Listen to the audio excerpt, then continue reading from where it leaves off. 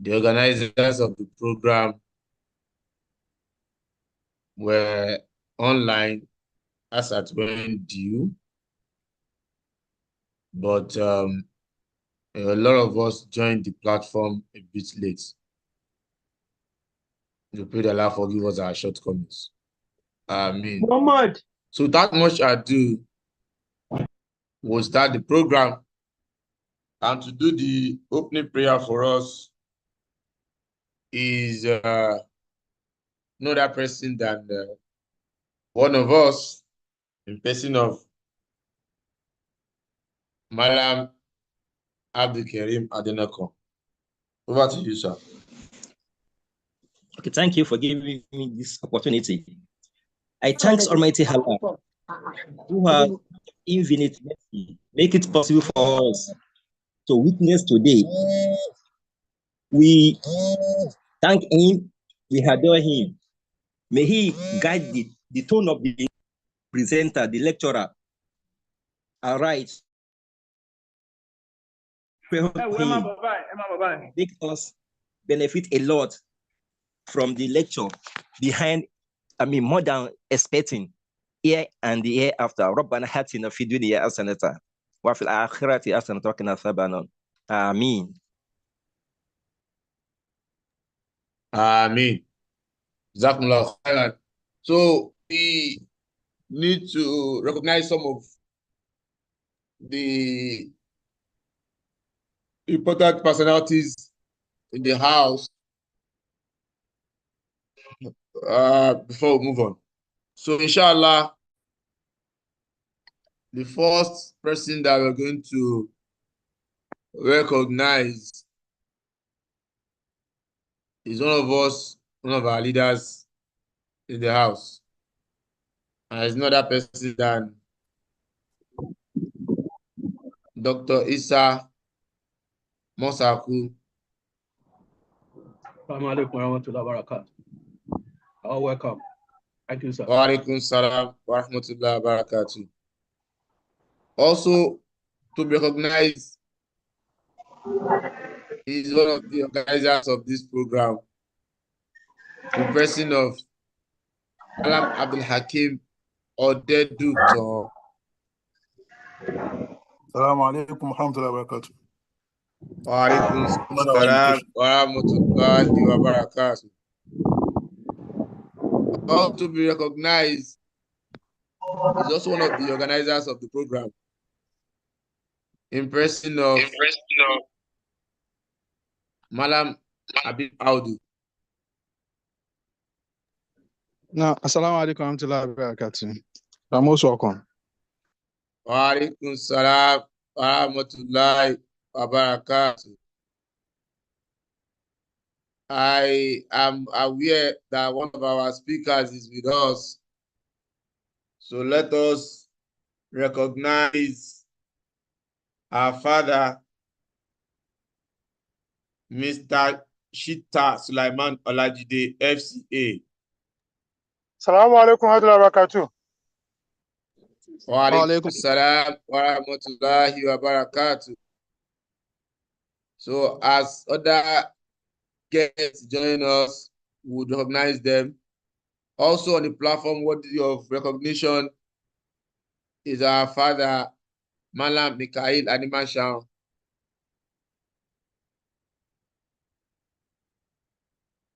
Can you please say Teslim to us? Okay, let's move on. So inshallah, we'll be taking the recitation. Friendly. We'll be taking the recitation from the glorious Quran now. So, and to do that for us is one of us in the house, one of our very vibrant brother, the person of Malam Ibrahim Olawale. Can you please unmute yourself?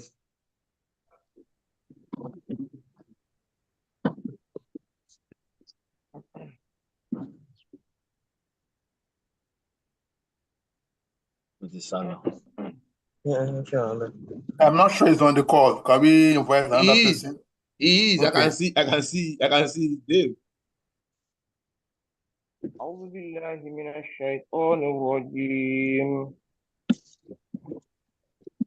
بسم الله الرحمن الرحيم.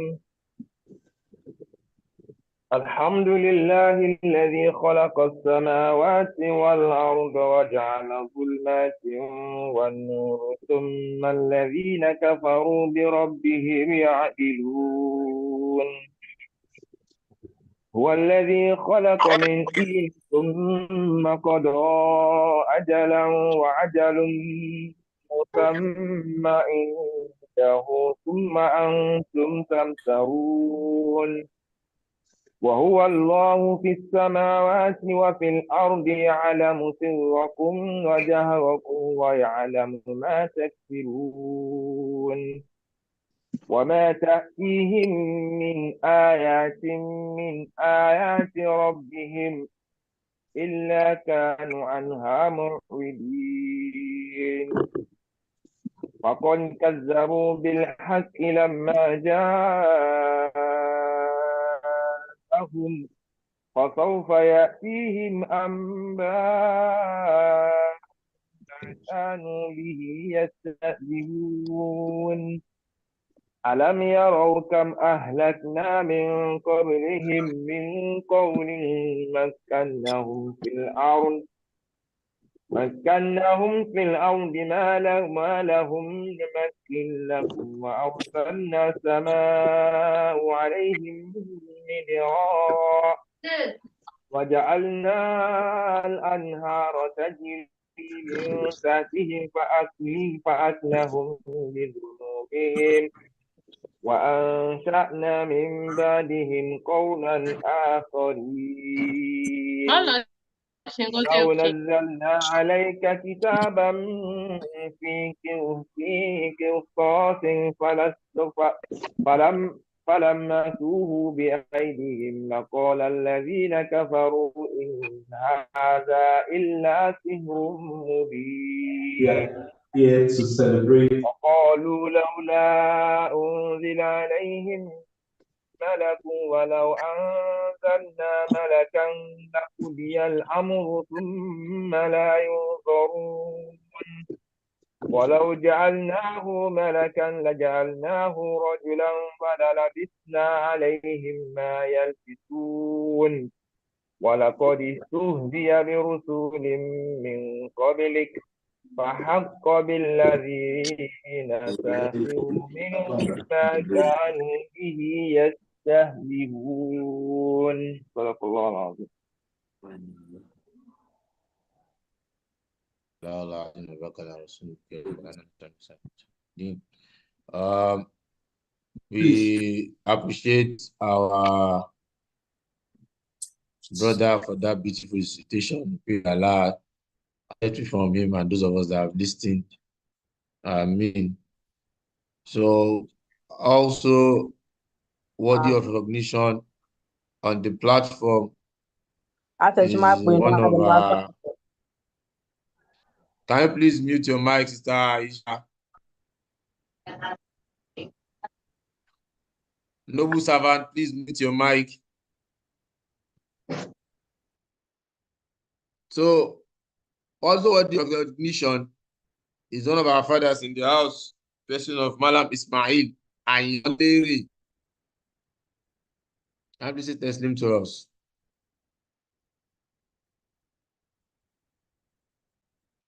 Okay. We'll get to hear from him at the appropriate time. Wa alaikum salam wa rahmatullahi wa barakatuh. Thank you so much, sir. So we'll take the opening remark now. And to do that for us, will be the first person that will recognize and that is not that person than our Dr. Mosaku to give us the opening remarks.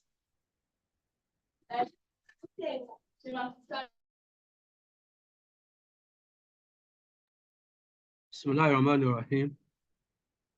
On behalf of the organizer and the entire brethren around, I welcome you all to this program.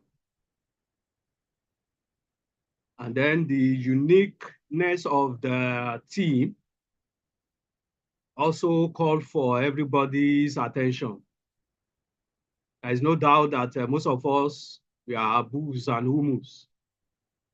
And we are also growing, getting older gradually every day until the time comes when somebody will leave this world. In our activities also over the years, we've been doing a lot of things, but what next as we grow older? And that's why the discourse is also up for this point in time in our lives. I hope at the end of the day, from the discussant that has been invited to facilitate this discourse, we have a lot to gain. We also pray that Azawajal also make us to reap the better things from the lecture, so as also to prepare for our near future while we are still alive here. I welcome you all to this program.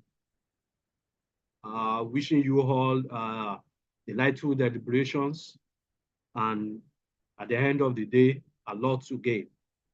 Thank you very much. Assalamu alaikum warahmatullahi wabarakatuh. Wa alaikum salam wa rahmatullahi wa barakatuh. Thank you, sir, for that beautiful and short opening remark. Because of time, we want to, as much as possible, manage our time. We'll be moving straight to discussion. I've been informed that our lecturers are around, and we'll be taking the first lecture titled Optimizing Wellness, Essential Health Management Strategies in Your Midlife, which will be taken by Dr. Omotayo Ahmed Adeniran. He's a lecturer from the Department of Anatomy, Lagos State University College of Medicine. So at this juncture, I invite Dr. Omotayo to take the floor. Hello. We can hear you, sir. Okay. Even though I'm not hearing properly. So can you please let me share the slides?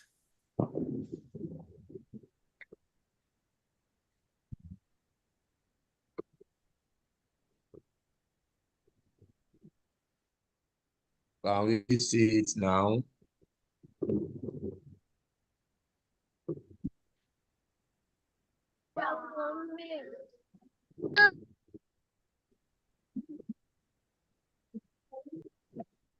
Can we see the slides? Yes, it's up now. All right. Yes. Over to you, can see Doctor, this. sir.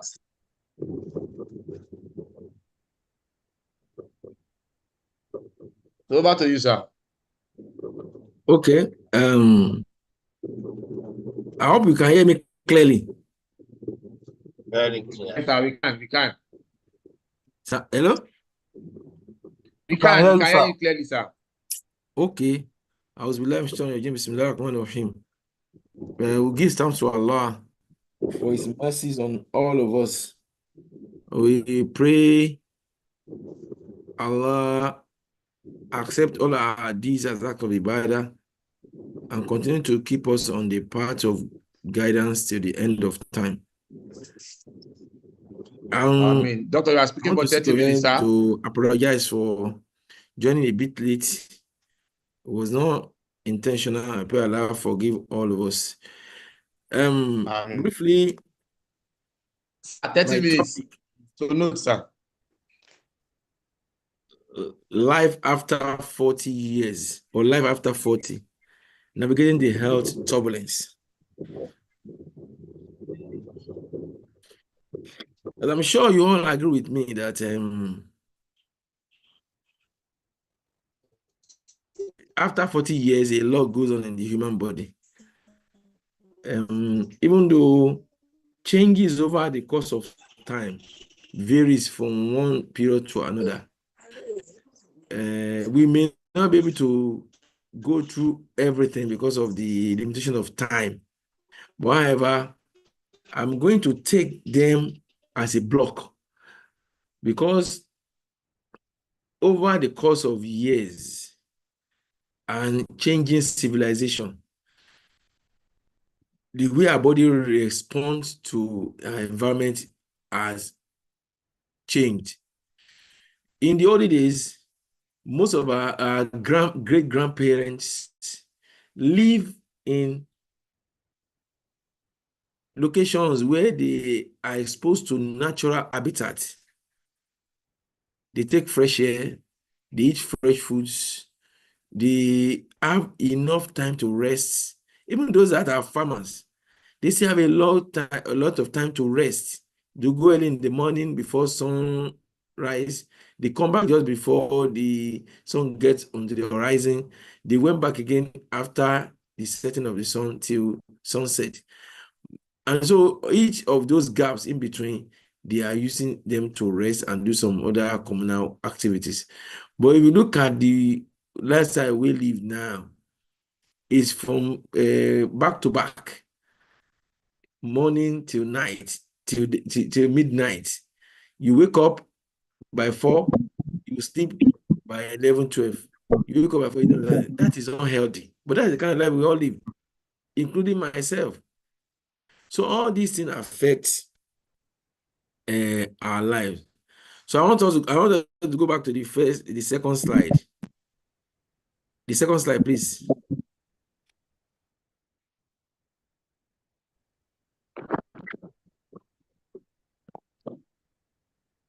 So these are what I feel we should learn.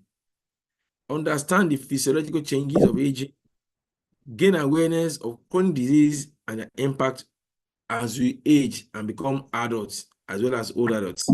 Then understand the importance of health promotion activities, things that are being done or what we should do that may help us as we are growing older. So when we were in school, we seems that we are young, we are jumping everywhere, catching up lorries to Ibadan and all those things. We can't do those things again now. And most of us are just over 40. So, but what the reality is that we are aging. And I said I'm going to take as a block because of those changes in our lifestyle. The mid years that we're supposed to have clearly have been muddled with old age. We just find that we are just transiting from being young to almost old person. That midlife is practically getting eroded away, because a guy of 40 is looking like somebody that is 60 years because of the effect of stress. So stress is taking a lot of effect on us, and because we don't have any strategies to slow down the effect of stress on us, we are skipping that midlife slowly. In this part of the world, if you go to the advanced country, they still have clear-cut midlife. But here, we hardly have them. People about 40 years are already having prostate issues in males. Women are having cervical cancer. These are things that you see in other age groups before. But they are now back to just admit. So there's no midlife again in our own environment, as I'm concerned. From experience, from interaction, we are almost keeping them now because of the changes in our natural way of doing things, our dietary habit, and all those things. They are now coming close. So Allah said in Quran 30 verse 54 that it is He that actually created us from weakness, from sperm, which is nothing. Then He gave us strength after those weaknesses. We are nothing. He gave us, he made us to be somebody. But at a time, he's going to return that weakness back. So, he creates whatever he wills. He is all-knowing, Al-Alim, and he is powerful. So, this tells us that even Allah that created us all know that at some point we begin to slow down.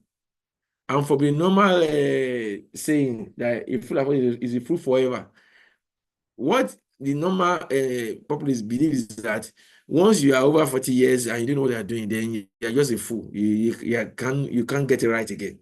Because at that point is when you most likely begin to slow down. Is like the midpoint. So once you go over 40, you're only counting days. The days may now be longer, it may be shorter. So in another verse, Allah said that it is He, Allah, that has created us and then caused us to die. He will prolong some of us. The life of someone, He will prolong them. That they can go to 100, 110. Even in this present where you see people that are 110, 115, 105. But sometimes it will shorten some. They will call something fresh stillbirth. They give birth to a baby, and the baby was given birth to dead. They will come out breathing. Some they will come out, they breathe and die on that. So it's Allah that does everything. And some will be 20, 30, 40, 50. But the day we were born, we started counting down. Just like Ulama also tell us that once any day comes, we are moving closer to our death. The day we have started, we started counting the days that we have left. If it's 10 days, if it's 100 years, So it's obvious to us that all these things are possible. We are going to slow down. The next slide.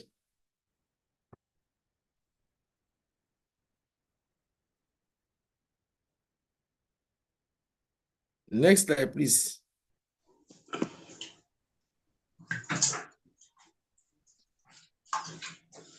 Aging is a process. It is not something that just happens in a day. It begins slowly. Even those that are 35, we know that what they can do when they are 17, they can't do them clearly. When you look at athletes, the best of their time is from 17 to about 28, 29, 30. Once an athlete is getting over 30, they hardly get to their peak performance. That tells us that anybody that gets to 40 is already slowing down. Even in sports, they hardly spend money on somebody that is 28, 29, 30. Because you know that in the next 1 or 2 years, the person is going to slow down. So it's a process. It doesn't come in one day. It comes over days to months to year. So we have to prepare for it. And it involves a lot of things. It varies across people and it involves a lot of things. Genetics, the way we are made, our environment. Like us here now, we age faster than people that are in advanced country because they have so many things at their disposal. Though they spend a lot of their income back into the community, but they have peace of mind and some things I was stated out, they are not their headache. Unlike care, where almost everything is your headache. Where you sleep, what you eat, everything. So all this affect us and affect the way at which we age. The lifestyle factors, what we do ourselves. Some people smoke, they drink alcohol. Some people overheat. Some people starve themselves. Some people, what we do. Some people go through unnecessary stress that they could have avoided. All these things will have effect on the process of aging. It's a process. Next slide. And when aging occurs, it affects so many things. All the system of the body will be affected. The heart, the way the rate at which the heart will be pumping. That is why a 50-year-old cannot run as fast as a 17, 20-year-old. Because by the time he takes 10 steps, the heart will tell him that slow down. And if he refuses, he will slump. But a 17 will continue. Right? An Abu will not just say, because he's talking to his son, and then say, I want to run and hit him. So that's why, even as a father, you have to know that you have limitations to physical exertion. And while trying to correct a child or respond to events, one should not overhype it. That's why some people, when they hear bad news, they just collapse and just have an attack, because the system cannot stop again. And as we age, all this happens, except if one trains oneself. As a Muslim that knows that almost everything is with Allah, nothing will happen without the knowledge of Allah. All these things, I think, that will help one. But physically, the muscles of the heart too slows down. The heart pumping reduces. The muscles decreases. That is why we see, as we age, we seem to be losing weight slowly. It may not be drastic, but we see that I'm losing weight slowly. So the brain, after a while, a lot of things will not be working well. Be losing some memory. Sometimes you forget some things. Skin will dry. All these things will be more prominent when one is really older. But there are things that happen right from now. They will be occurring slowly, and the rate at which they will occur varies from one person to another.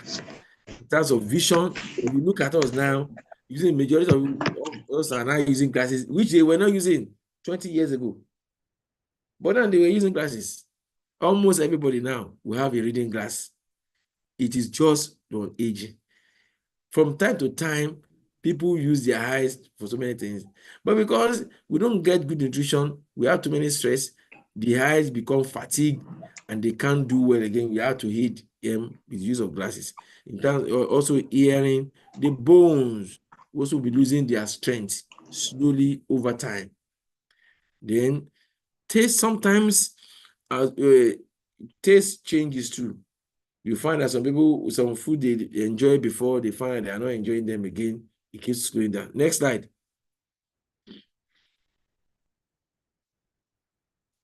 Next slide.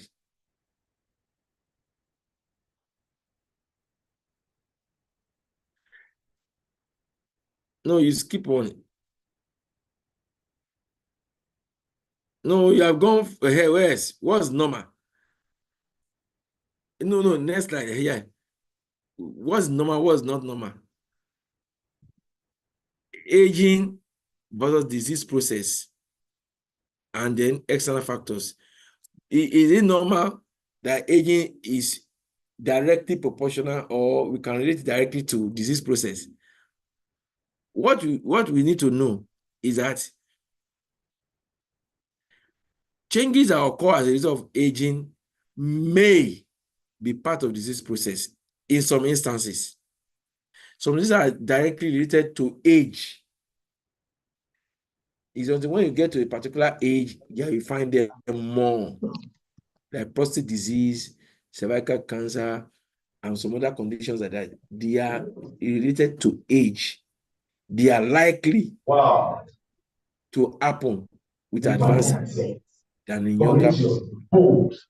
But however, what we need to understand is that once we feel some things that are unusual, should seek help. If you begin to urinate excessively at night or during the course of the day, usually I urinate once or twice. Why am I going 5 times, 6 times? Why do I have to wake up 4 times to urinate? Seek help. Why does the woman have pain during sexual intercourse, which she doesn't have before? Why is she bleeding excessively that she doesn't have before? So many other things that they are not part of our natural person before. We start feeling them. We should just go and seek help. Let them explain why you have to go through it for you, or why you don't have to. Not that one will just assume that no, everything is normal, because the way we were brought up here and the environment we find ourselves, we always have that notion that aging is not supposed to occur. You are not supposed to be ill. It's a sign of weakness that you are sick, you are healed. That's the mentality we have in our head. So what people brag about is that me, I have never been to a hospital. I've never been to a hospital before. And they think it's something of a pride. It's not. It's just a favor. Because as you age, you are likely to visit the hospital. But because we had that mindset, even when people are ill, they rather patronize people that are unqualified, just for them to maintain the fact that I've never been to a hospital before. And by the time it's going to go wrong, they may not be able to recover from that. That's why you find some people, they say that person has never been to a hospital before, but this one even took his life. It means that the person has been bottling up a lot of issues just to continuously brag that I've never been there. So we don't have to do that. We only have to be objective with ourselves. Did I have any complaint? If I have, go. Because either we like it or not, we are going to pick one or two chronic disease as we age. Now, the commonest ones are hypertension and diabetes. If you look at us today now, even among us, quite a number of us are now hypertensive and now diabetic. They are chronic illnesses. They're not going to go away. We'll manage them until we go back to Allah. They are part of aging that we just have to understand that they will occur.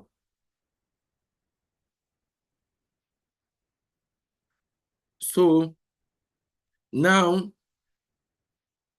what do you mean by a disease being chronic? Is a condition no,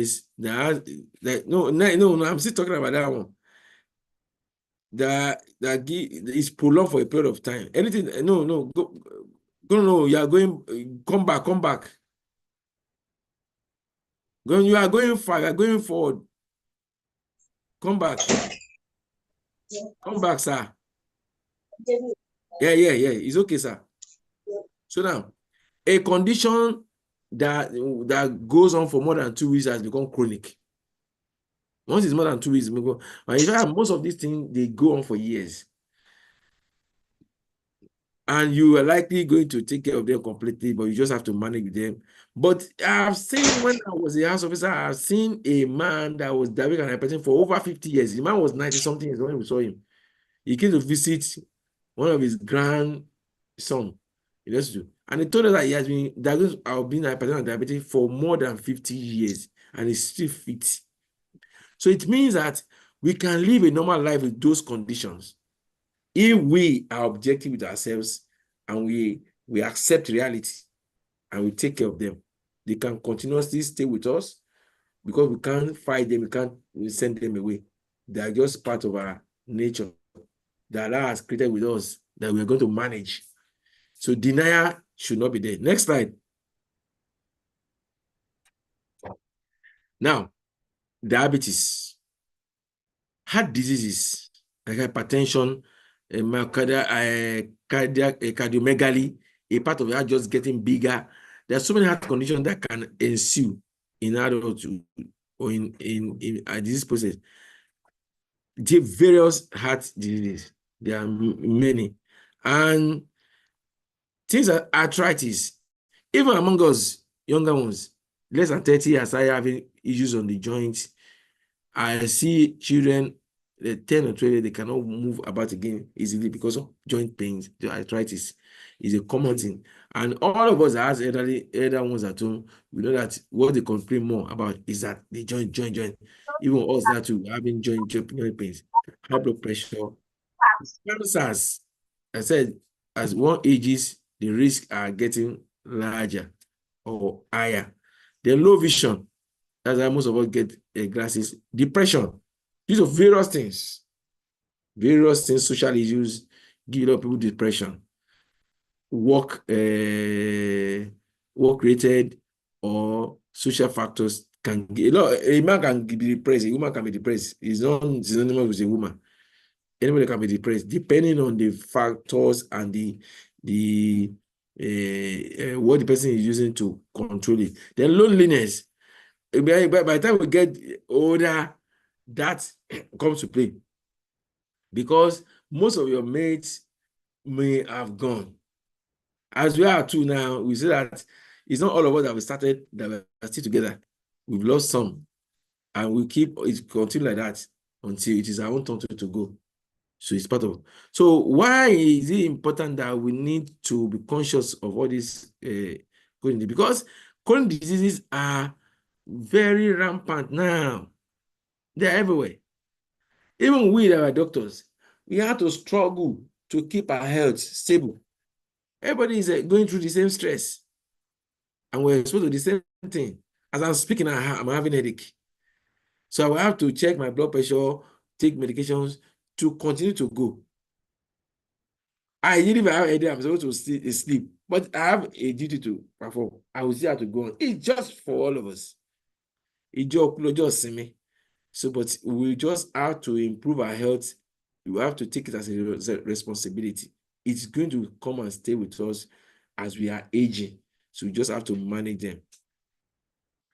As we grow older, the frequency gets larger. So we have to be conscious of them. Then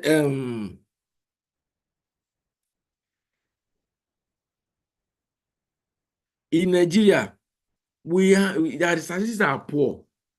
But when we look around us, we realize that this thing we're talking about is just among us. So the statistic is there for us to see. Even if we don't have a proper documented one, unlike in an advanced country where they can alternatively quote values for you. Yeah, because our style of gathering information is poor, is still poor. So we may not have good statistics, but we know that the effect is obvious for all of us to see. What are the impact? Loss of function. Some people, because of high blood pressure, they cannot do some work, they cannot be engaged in some things. It affects their mobility. Some people, when they get so sick, they may have to be dependent on people around them. They might be dependent on people around them. They bring a lot of disability, pain, and some kind of death.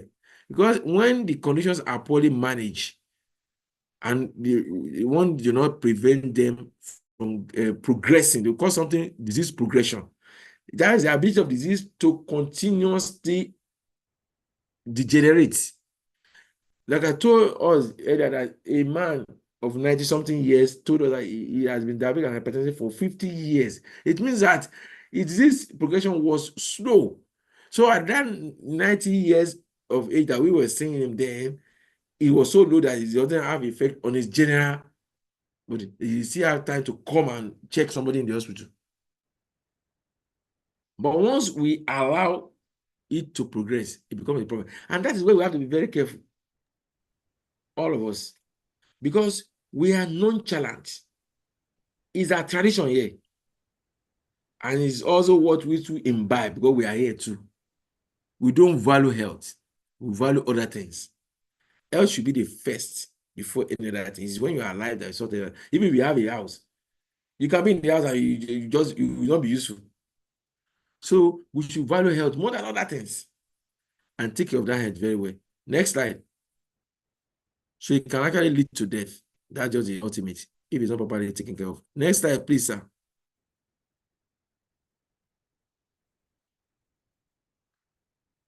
Next slide, sir. Okay, yeah. What are the risk factors that may worsen aging, or that has correlation with aging interaction? Age itself, lifestyle, environment, heredity. Some people are, when a first degree relative like my father, my mother, my elder ones, or my younger ones, if any of them have a condition, I may likely have. It means we may have the gene in our family. So heredity can play a role in some condition. If my mom is hypertensive now, my mom is hypertensive now, I need to be careful. And that I'm watching my blood pressure, I'm watching what I'm doing, I'm watching everything, because I know that I have the tendency. Since she has, I may also have. It's not because I'm a doctor. I know I'm also, I have to now work on myself not to have. And so it is for all of us. What our first relative has, we are likely to have them. So if it's cancer, then you have to start checking yourself too. That, Baba ni, jẹ́ kí n bẹ̀rẹ̀ sí check ara mi, kí má ní màmá ní. Not that, no, inshallah, we don't have. It's not inshallah. It is being conscious and checking. Stress, I said it, is our major problem. This part is our major problem.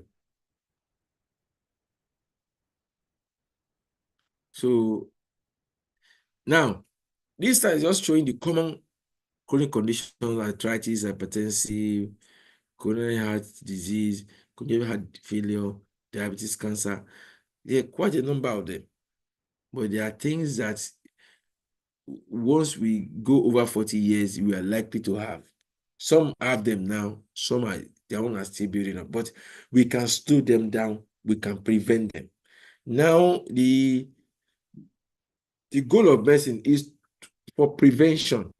You want to reduce the number of people that get ill or get down with illness by doing things that will prevent them, rather than curative, where you have to start spending money to treat people.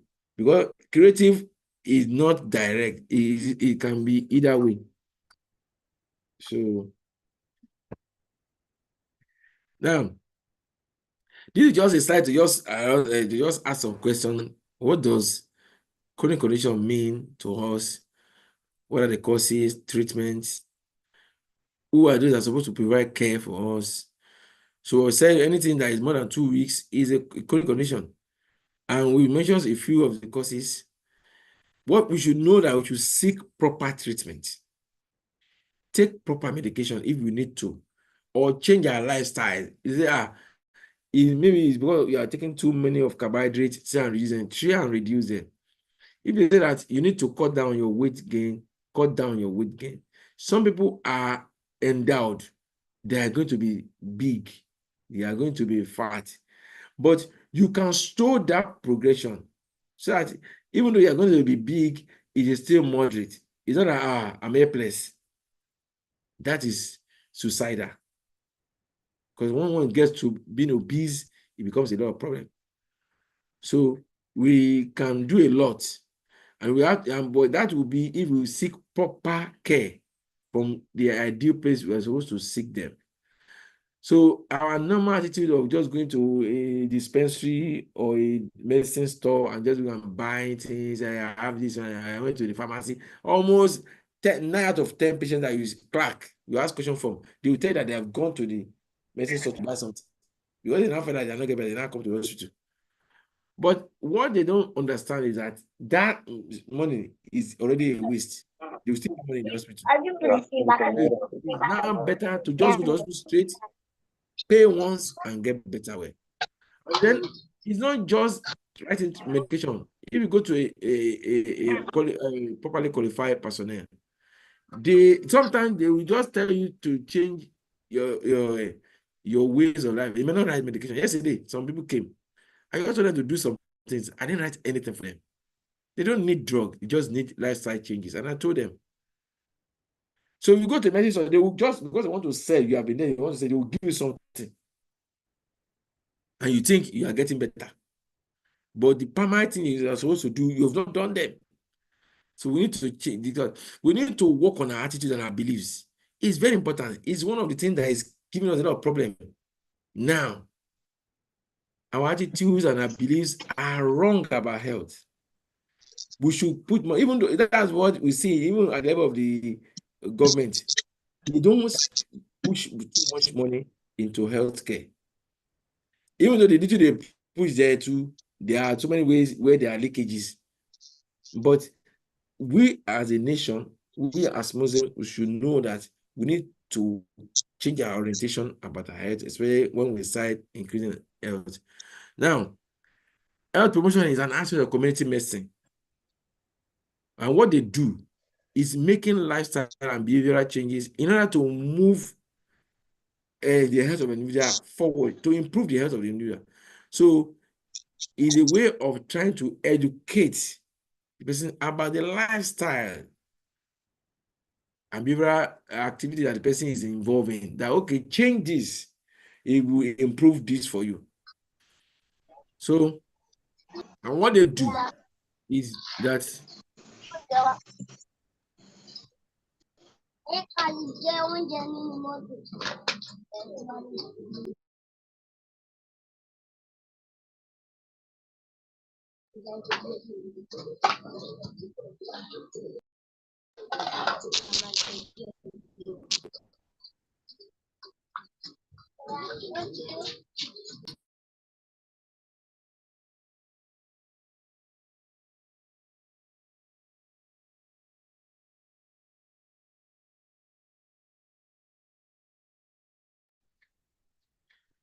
so we need to work on these. So what health promotion does is that they go around, create awareness. We will have seen them. Sometimes awareness may be on the TV, maybe on newspaper, maybe on pamphlet, any way of communicating. Just try to increase what people should know about the various conditions, and then promote healthier behaviors, create an environment that can help people do the right thing. When you say, don't smoke, don't take alcohol, don't get involved in excessive stress. If you don't improve some things, that will not be possible. Like, people will have to feed themselves. You have to look for a means of livelihood. If they are well paid, they may not have to run skater. Somebody will finish from one school, go to another school to go and teach, go to a home lesson, just because the money the person is making is still small. He needs to make money to keep his own family alive and well. So they will have to keep moving about. All this confers stress on the individual. Why is health promotion important? Because overall, it will improve the quantity and the quality of life. It will make us live a good life, which is what it is. Even if you want to do dawah, if you are not fit, you can't do anything. You can't even stand to talk. Talking a lot. Those that give lectures or teach in school, you tell us this. It's a lot. By the time you finish 2 hours of lecture, you are crashing down. By the time you have 4 hours, you are knocking off. You have to go and recuperate for you to come back for afternoon lectures again. So it takes a lot on the body. And so it is for almost everybody. So it is important that we improve on our health so that we will be able to perform effectively.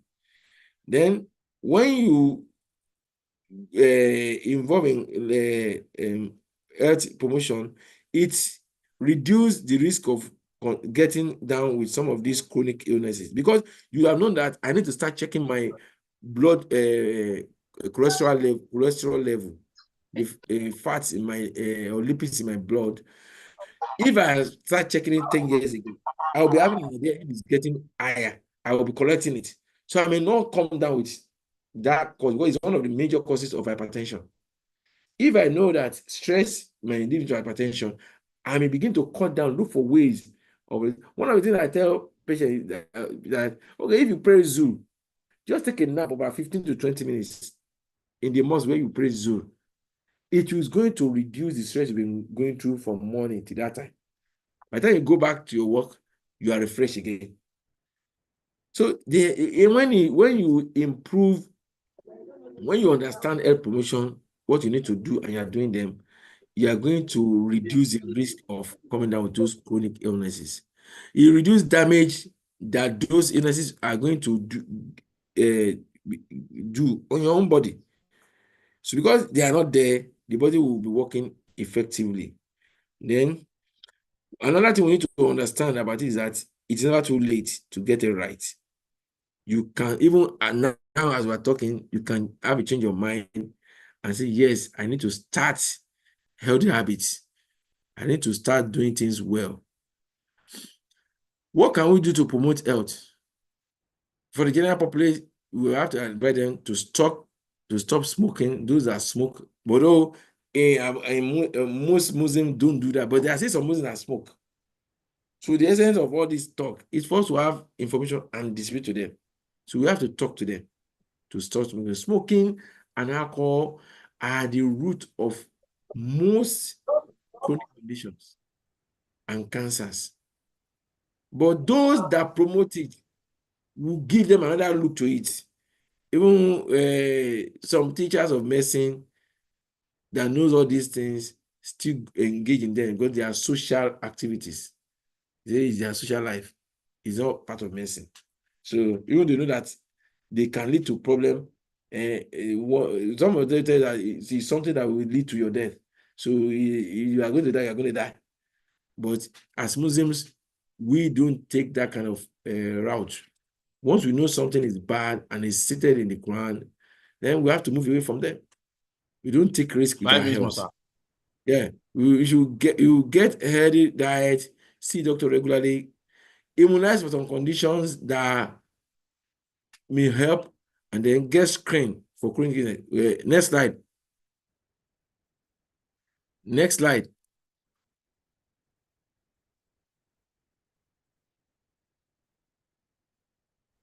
So this slide is not for us, but just to educate us so that when we see people that smoke, we can talk to them. It is a leading cause of premature death. It kills a lot of people worldwide. But those that make it are in business and they don't want to go out of that business. You like evil. So it causes a lot of problems. Cancers, heart disease, stroke, pulmonary. Then when they go to talk to them, you do a lot of things. Now, there's what you call a sedentary lifestyle. When you stay in one position for a long time, you are sedentary. If you don't move about, you are sedentary. And most of us, as we age, we are involved in those kind of activity. We go to work, but we are more of executive. You stay in one position on the seat, and you're just writing papers, signing papers. It's sedentary. You're not using your heart. You're not warming your heart. You're not warming your muscles. You're not moving about. You're getting one place. Hey, you press intercom. It comes. They bring coffee. They bring tea. Those are sedentary lifestyle activities. And you can also predispose one to. So that's why if you are sat for 2 hours, you're supposed to stand up, move about, come back again, come and sit down. Move out, come back again, come and sit down. Not that you just sit in one place. If you don't take time, it affects you. Some of us, like also that doctors, you see patients sitting down. If you don't take time, you can sit from morning to night. And it's not good for your health. So just like other people do that. So it can lead to a lot of diseases like heart disease, cancer, hypertension, but it can lead to all these things. Next slide, because of time. You need to do physical activity, involve physical activities. Even if it's just skipping rope, buy skipping rope in your house, just skip rope. If you don't have skipping rope, just jump. Back. Sometimes if I can do 200, 100, 200. If there's time, I can do 100, 200. Just jumping as if you are skipping rope. If you don't have a skipping rope, but you have it, use it. So if you have time, you can take a stroll about 10 kilometers daily. It's enough to help your heart. So, and people that already have specific conditions, 2 minutes more, sir. you will tell them what to do. Right. Next slide. What can we do to be more active? Walk to 30 minutes of activity. I've said that. Do things that use your muscle, move about, and do things that help you with your balance. Stretch and do it. If you have a bike, you can walk, can bike, and also. Then eat well, but be moderate. According to the Hadith of Prophet, divide your stomach into 3 parts, eat in one, take one in one, and then allow one for the rest of Allah. So you need to eat healthy. Don't eat late into the night. When it's 6, don't take heavy meal again. Take light one, tea, pap. Suspend the heavy meal to morning and afternoon. When you are active, you can burn them, the calories. Don't get home and say, and the homes should help the abuse. They should not now start putting heavy food for them at night. Poison. So let them take it morning. They don't say you must take bread and tea in the morning. You can eat a bar. When you are going to work, eat a bar. So by the time you get there, it will work and go. Don't come and eat a bar in the night. You can take bread and tea in the night because we are not active again. We are going to sleep. Next slide. Yeah. Why is it important? Food is one of the important things in the body. When there is poor nutrition, it can lead to all these conditions that are listed there. Heart disease, cancer, diabetes, it can lead to all of them. Next slide.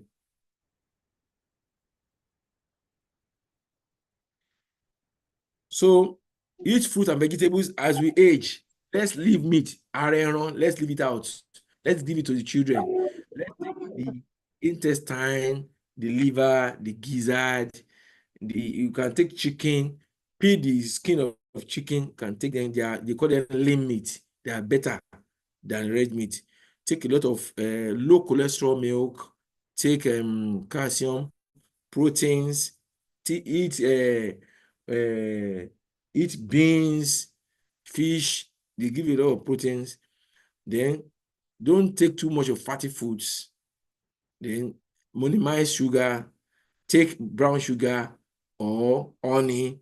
Then drink a lot of water, a lot of water. Back to what, a lot of water. We need water, a lot, at least 3 liters in a day, but the best thing is 4 liters in a day. Next slide.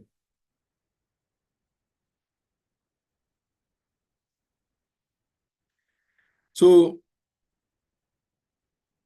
a few of these things may give reason why some people may not eat, but either way, see a doctor, they can help you out with them. Next slide.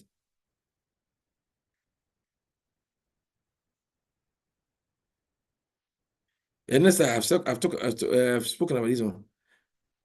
And so these are things that one can do if you have problem with appetite. Then see a doctor regularly. What I'll do is that if there's anything, they may get to identify them early enough.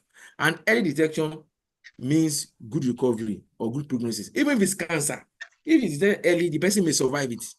Those that survive cancer are those that detect them early. In our environment, cancers are detected late. That's why prognosis are usually very poor.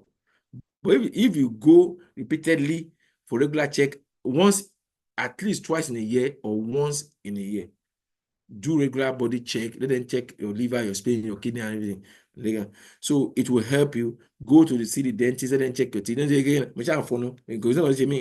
Check your eye. Do all those things. They will help you. You can get a recommended screening test that will see, based on your age. You can say you screen for prostate, screen for pap smear, all those ones. They will help you. Next slide. Next slide. I'm sorry, I'm trying to round off fast. These are just things that a slide that one can use for the screening. There are some that you can do once in 3 years. There are some you can do yearly. We can go to them later. Then these are immunizations that can be given as one ages. So if you have older ones at home too, you can encourage them to take all these ones. Then this is just a start just to ask questions. What we have observed in our own community, how we think we can help them to improve on a few things that we see them do that we think, so take away. Popular saying is that life begins at 40. But that is when we should be conscious of our body. We should move away from imaginations. No, I'm this, I'm that, to realities. That this is what I'm going through now. And this is what I need to do. Then we need to accept. This is how we find ourselves. If you are hypertensive, you are hypertensive. You are diabetic. Not denying. One is just creating problem. Aging is a continuous thing. Since the day we were born, we started aging. So we should know it's continuous. Save money for regular check. People say, they say that, why son? Sílẹ̀. Èèyàn lè plan fún àìsàn pé àìsàn yìí máa ń ṣe àwọn èèyàn, mi fẹ́ kó ṣe mí. Kéèyàn pa owó lẹ̀ kó fi máa ran kó má bàa ṣe. Than to now wait that kó ṣẹlẹ̀ náà. The expenses will be too much for one to bear. So you can save money. In another country, it is compulsory. It's deducted from the source. Part of money is deducted for medical. At a point in the year, you now choose somewhere to go and do the medical comprehensive test, so that they can know if you have any predisposing factor for a particular thing, and they'll prevent it. But yeah, that is not done. Even if they do that money, you're not going to get anything done properly. But we can now, as the people, begin to have that mindset that every month I will earmark 5,000, 2,000. I'll be saving somewhere. That I am a member of my family will go to do basic tests, not basic tests. But let's just check our sugar, then check our blood pressure. Even if nothing is wrong with us, you don't go to hospital because you are sick. You go to hospital because you want to prevent illness. You go there to prevent it, not just that I'm sick. That's why you see the rich people, they will keep visiting us. It's not that they are ill, but they don't want to get ill that they will now be bedridden or be tied down in one place. That's why they go regularly to check, is it still okay? It's okay, they will go. Is it okay? It's okay. Yeah, you think that they're not wasting money. Some people say, yeah, we like my waste, we don't know from hospital. In back to my jere, the person that is complaining will not spend more money and the program will still be poor. Prevention is the best and curative. May Allah make it easy for us. So, next slide. I don't think there's anything left again. Thank you. Allah make it for a quick answer. Assalamu alaikum wa rahmatullahi wa barakatuh.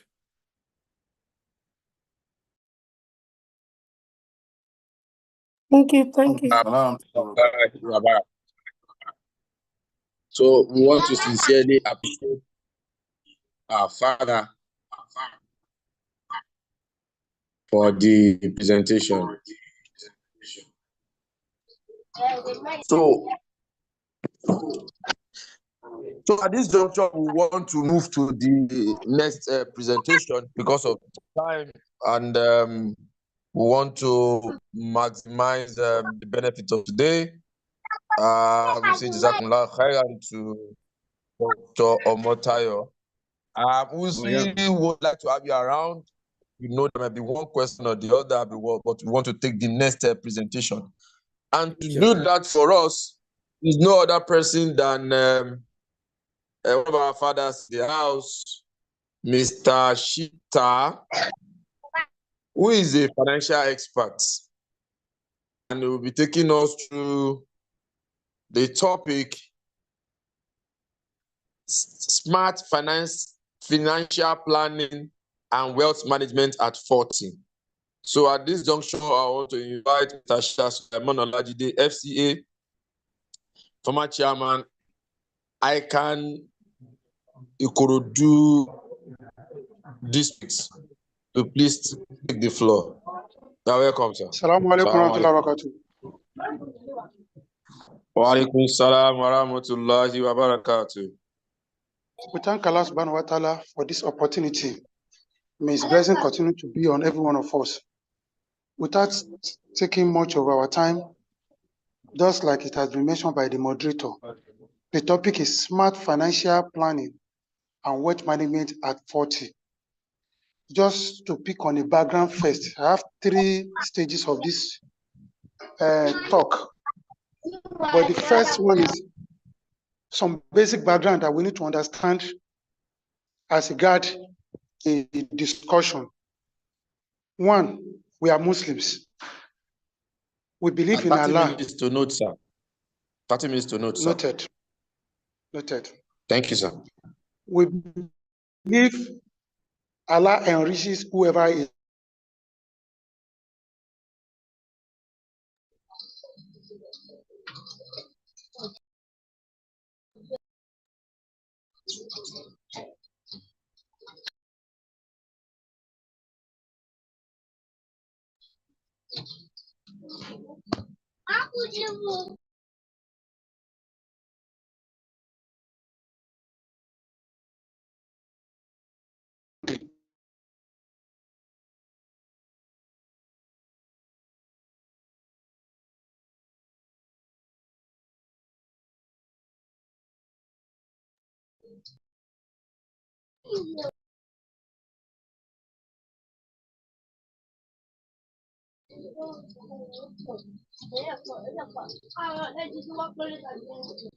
Granted.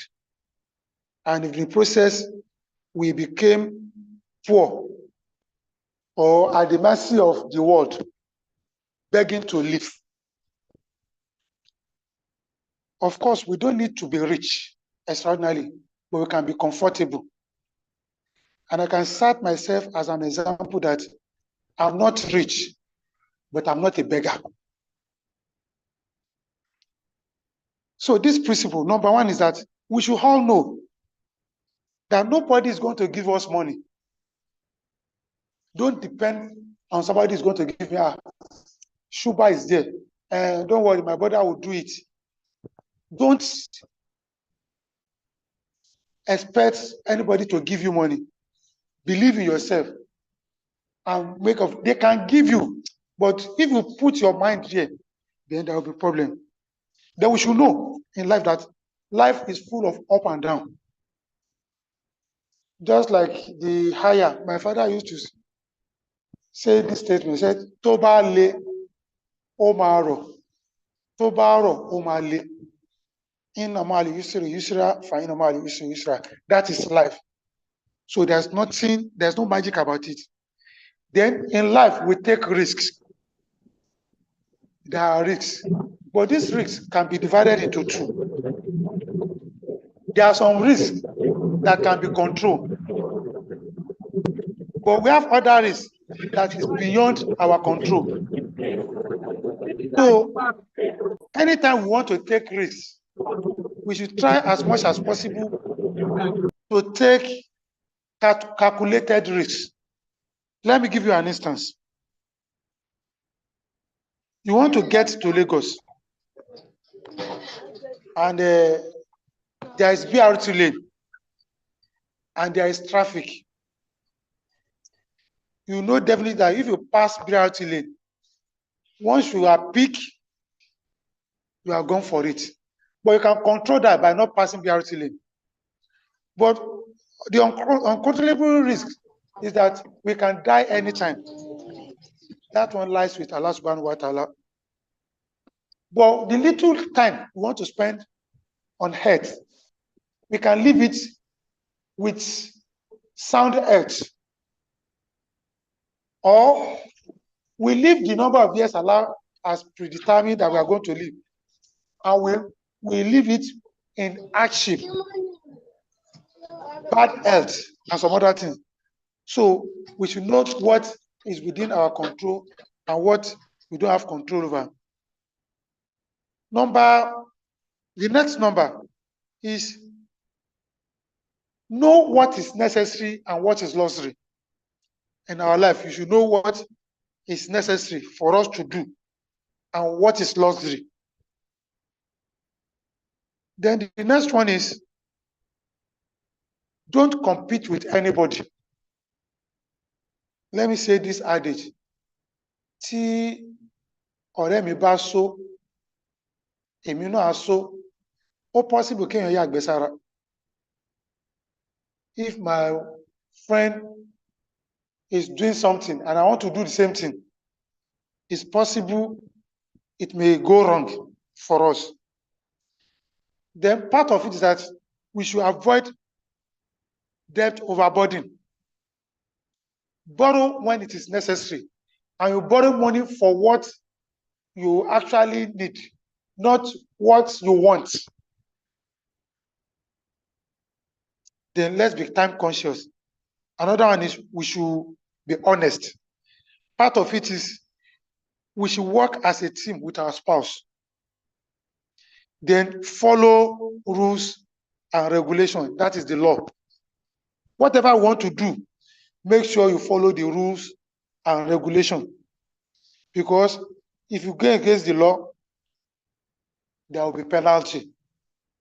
And that penalty may actually be disastrous. Then another thing we should notice, we should not cut corners. Don't look for shortcuts. Go the normal route in whatever you are doing. Let me go this way. Do the normal thing. Then we need to have what you call financial discipline. But what you can say, you should have budget for whatever you want to do. Now, let's go to the topic of the day. I deliberately prepared this background so that the next issues we want to talk about will be more easier. What is financial planning? Financial planning simply is simple term is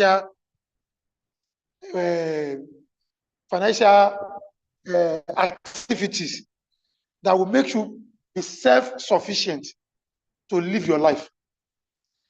That's the basic thing I can tell us about the simplest way to put financial planning. By the time I go through the component of financial planning, we will now know. Then let me just go to the next key point in the topic. That is wealth management. Wealth management is simply, you know, when you are rich, that is when you have extra money. And that extra money, you want it to multiply. You want it to increase. Then it is then you need what you call a wealth management. And it's basically for those who are self-sufficient already. They have assets. They have been able to make savings, which is part of what we are going to discuss. Now, if we talk about financial planning, the first thing is source. And the second one is the spending. That is your income and expenditure. One basic thing that we need to have is that you must have source of income. We must have source of income. I don't know what you are doing. Either you're a salary earner, a trader, or service provider. We must have a source of income. With this, we now know we can spend. But while we are talking of income, it is not wrong for us to have multiple streams of income. That is, when you have more than one source of making money, you can be a salary earner and be doing some other things. You can be teaching, you can be consulting, you can be doing something extra outside your salary. It's going to help. Then we should learn new skills. Some of us, we so much believe in our certificate. I learned this, I can't do this. We should learn new skills. Take, for instance, solar and what is this? Solar energy and this energy saver, plumbing, waste management. In fact, I have somebody in my office. He's my junior. Many a time he will come and beg for one or two things. The day he discover or he learn a new skill, every week he will come to me and give me something. Let me give you. He's specialized in repairing GP tanks. And he told me one day, said, Oga, I must tell you what I make. He bought a car to his the job. He bought 2 lands within a year. And it's so open that I even personally are giving me 2 other people from my workplace to join him, and they are making money. So we need to learn new skills. But don't say because I have this certificate, I can't do this. Just learn new skills. You can do even just this energy saver bulb. You can repair it and you make money from it. Farming and so on. Apart from skill, you can learn new trade. Like now, some of us will say yam is very expensive. A tuber of yam now is about 4,000, 5,000 naira. They say, how much is it? But what effort have you made to plant? Let me give you some. If you live in a place where everywhere is interlocked and maybe it's concrete, so that doesn't mean you cannot be a farmer. Just get sacks of bag of cement, fill it with sand, put hot yam into it, put it along the fence in your house.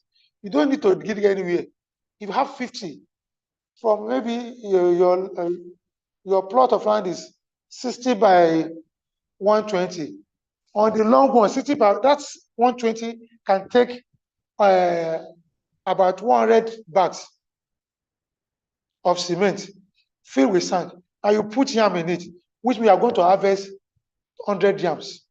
For a family, you can't finish 100 tubers of yam in a year. You have to give out of it, and you can also sell part of it. So we should try as much as possible to have other source of income. Then that will now take me to what we call opportunities. I must tell us that we must be ready to take advantage of opportunity surrounding us. I'll cite an instance. Where I live, they were talking about government empowerment. I enrolled.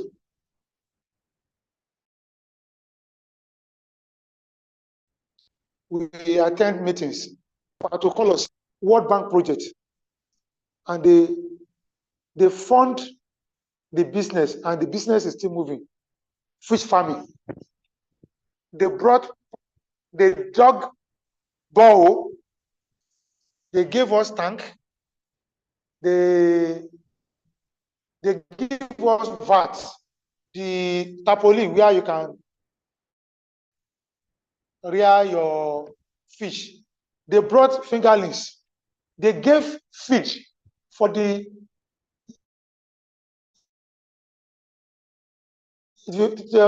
maturity of the generator, money to fuel the generator, and they also pay for workmanship, close to about 3.4 million naira. It was not money borrowed, though. Gift, grant that you don't have to pay back. Those opportunities are there. Take for instance now, they talk about business competition in Zakat Central Foundation. Many of us will not apply. Even don't know what to do. Meet people who can put you through. You can do it. They have artisan business plan. People will not go for it. They're expecting somebody to come and give them money. Nobody will give you money. So just cite opportunity. And those opportunities, they are still available here and there that are lawful. Recently, I saw some advert on play this game where from Dangote or Davido. That's not what I'm saying. Lawful opportunities. Let's take advantage. Then lastly, on income.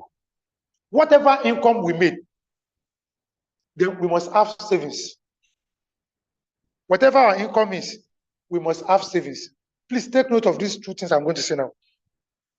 You must have savings for what we call emergency. And that is where money that can take care of whatever I want to do within 3-4 months. That is emergency savings. And this can be through, maybe you save through cooperative, or you do what you call contribution. You do a job. And that a job, you know, when you do it, you want to use it to pay school fees, you want to use it to pay house rent, you want to use it to pay for other things. So we must have emergency savings. Then the other one is what we call investment savings. You save to invest. Let me give you an example of a friend at my workplace. We started this zero interest in my office, and that person was saving 50,000 every month. They have saved for about 1.5 years. A friend now called on him to come and invest in a landed property. That one used to open family land. They will not give you money. They say, go and do it. We use land to pay you. And I met the guy. I said, I don't have. He said, bring 3 million.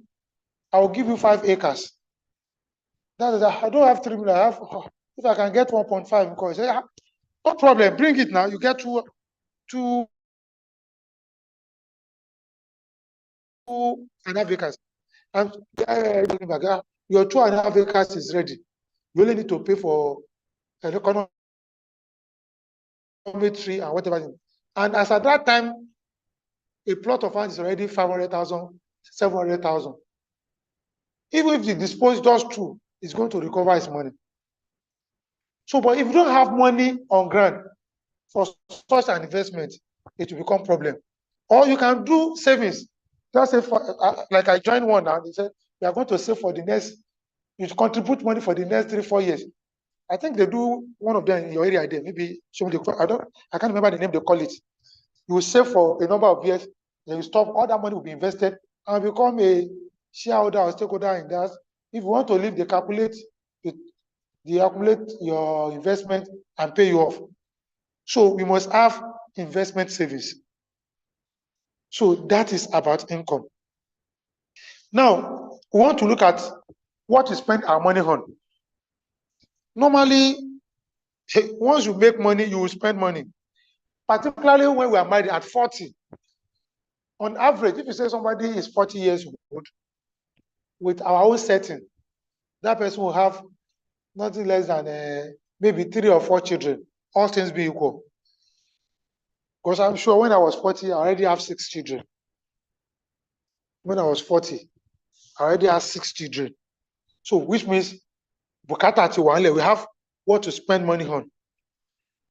One of those major things we spend money on is rent. You have to pay for your rent. And in paying for your rent, you also need to consider your purse. You can imagine somebody living at Lekki,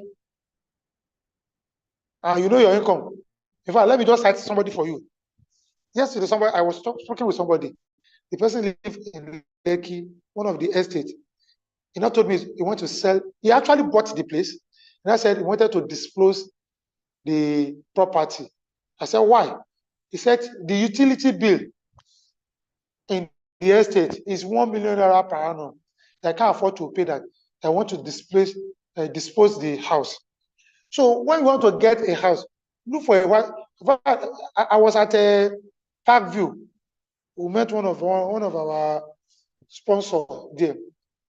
Security, in my own area, we pay 1,200 naira for security. There, they pay 250 naira, 250,000 naira per month. So that will not be spending or will not be challenged in the process that you want to pay for it. Then school fees is one of our major challenges, paying for school fees. Many of us, we want to take our children to private schools. And I want to cite a big example within. We have Vanguard Academy. Vanguard, some of us were deceiving ourselves. When we started Vanguard, I didn't fail in any of my 1-month call. When they are asking for money, I didn't fail. But at a point, I realized I may not be able to cope if I want to tell them. Because at the point, they say, they embarrass our children. No, we embarrass our children, not our children embarrassing us. We embarrass our children. In the process of Vanguard, I took all my children from Vanguard. They attend that public school. Let me just hear the name of those schools. Elekpe Grammar School. Do you know the way I call it? Elekpe. You could do grammar school. They finished from there. They are all in the university now. So the issue is not Vanguard is. I'm not saying we should not go to Vanguard, but can you afford it? If you cannot, look for school around what you can cope with. Send your children there. Do proper monitoring. You get your results. Not because Vanguard must be the school or a school. No, it doesn't matter. The other area is our health. What do we spend money on our health? Some of us, like maybe if you work with maybe a private sector or public service, there is this insurance, NHS, NHF, or what do you call it? This HMO that we are attached to. But if you are not, maybe you are a trader or you're a service provider, a mechanic or whatever, that doesn't mean you cannot have healthcare too. But if you have healthcare, you just pay for yourself and your children once in a year, and they will take care of you. And you spend less. You can do so many things. Even this Ilera Eko of 18 cover maternity or maybe delivery. They cover delivery, some operations, some eyeglasses, maybe teeth polishing and some other things like that. It covers. So we need to look for such so that we can be able to take care of ourselves. You know, doctor was mentioning some things. Many 5 people will not minutes go to more, sir. hospital because 5 minutes. Okay, I'm rounding up. Then the other issue Thank you. is the number of children that we have. It will take gestation period is 9 months. You can imagine somebody gave birth and you don't just know that day. So that's why you need to plan your expenses. You make savings. Then let me go to this area. We have children. Many of us now, maybe some of us married at 2019.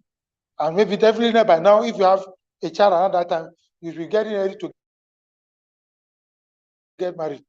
I've seen our marriages, the nikah we conducted, and the way we are doing it. Many of us, we are deceiving ourselves.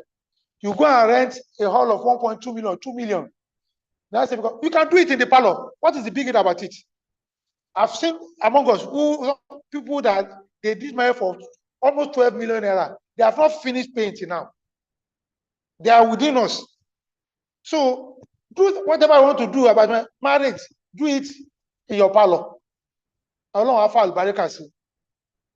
If my son is going to get married now, I'll talk to my in-law. I want to be more. This is what I can. Don't allow anybody to kajo you. You can do.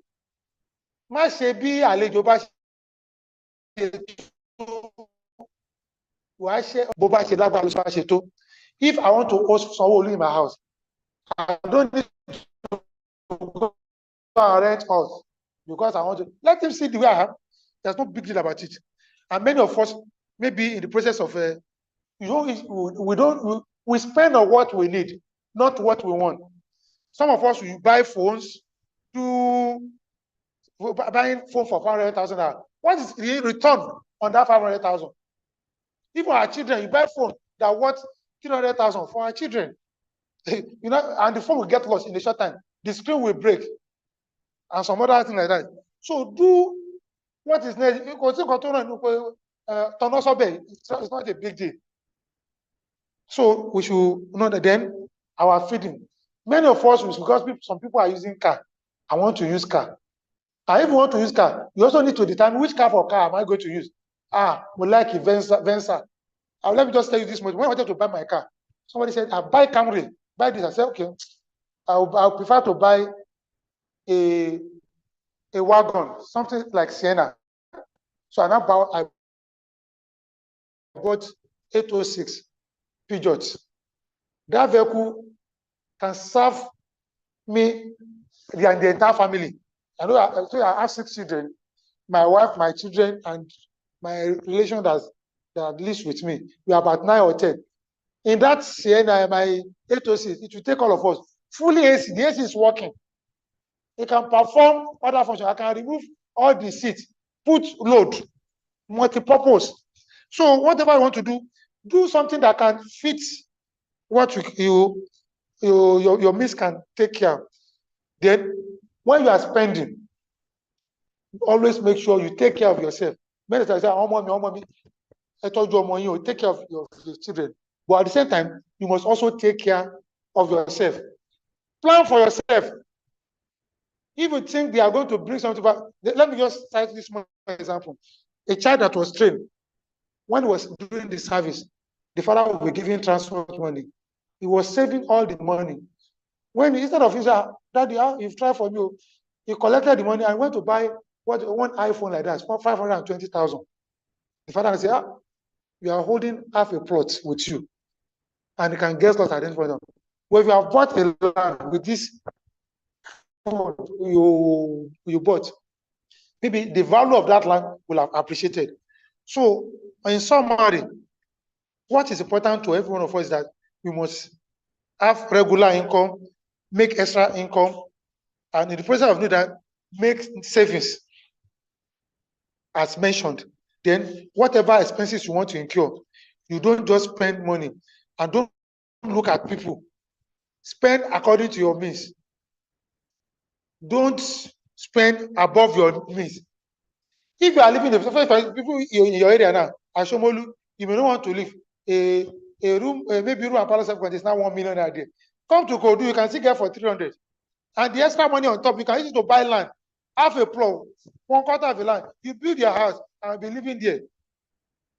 So let's learn to live our life so that we will not depend on anybody.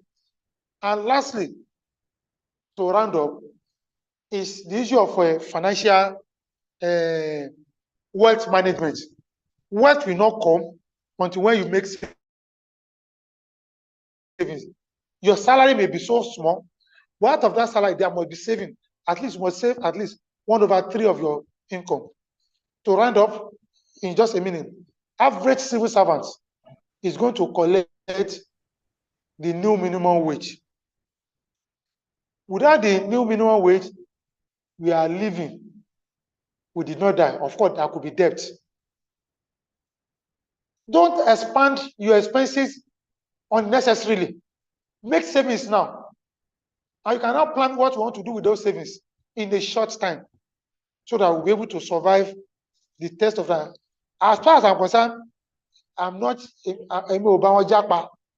I'm within the country and we are going to survive. We are going to struggle together to survive the economy. The Bible will say, I know even in this, our brotherhood of a thing, if you continue to ask, you become any yeye láàrin àwùjọ. Live within your means. It's not that you are maybe live within your means. Whatever you can take care of, that is what you should do. Don't depend on somebody to fund. If they give you, no problem. But don't depend that somebody is going to give you money. Nobody will do that for you. Assalamu alaikum wa rahmatullahi wa barakatuh. Wa alaikum salam wa rahmatullahi wa barakatuh. Jazakumullah khairan. See, it was indeed a wonderful presentation. I want to sincerely appreciate our father. You know, he said that experience counts. Can see while talking, citing examples, and even using himself as an example. And on the final note, he said, "Our lumate omaware neo." So pray that Allah assist us and forgive both the speakers and the listeners, whoever we have heard. Amen. So inshallah, we want to take questions and answer now while we are urging Malam Ismail to prepare for us. We are going to talk about Islamic finance very soon. So we want to take question and answer. I have not seen any question, so I am still waiting for us. Or we can raise our hands. I will be allowed to actually put forth our questions. Questions, please.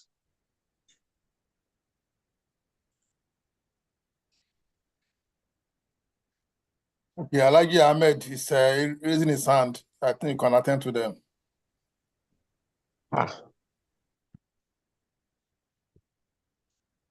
One more. Anybody raising his hand? I've been scrolling through, but no problem. Please, you can have your. I'm raising my hand though. And this is the first I'm saying. This is Bola. Yes. Okay, assalamu alaikum wa rahmatullahi ta'ala wa barakatuh. Wa alaikum salam. So you take after his own questions, please. My own is basically not a question. Okay, sir. But just to emphasize and contribute to the last speaker's assertion, which I think is one of the most things affecting us in the area of depending and having I call it self-entitlement. Majority of us take it as self-entitlement. Since I'm a member of this group, people should take care of my welfare. Yes, like you said, if the opportunity profile itself is something you should be. That should not be at the back of your mind. A lot of us are making that mistake, and they are having issues, keeping malice with brothers and even the sisters. I am on issue, but I want to tell me, bossy. That should be your initial priority. Never find so, like he said, we should first of all live within our means. Then when it is getting out of hand, it becomes the responsibility of your brothers who are close to you to assist you. May Allah reward the speakers and also the listeners as well, and accept it as an act of ibadah because of time. Jazakumullah khair. Right, so we can take you now. So now, Walaikum salam. I can see a lot of hands now. My question is for the first lecturer. I want to ask, like, from somebody having like stiff leg, like this kwaja also, is it part of the after 40 syndrome or what? Okay, it's noted. So we will respond to your question in no time. Please, once you're spoken, please let's put down our hands. So, Ustaz Isiaq, you can have your question, please.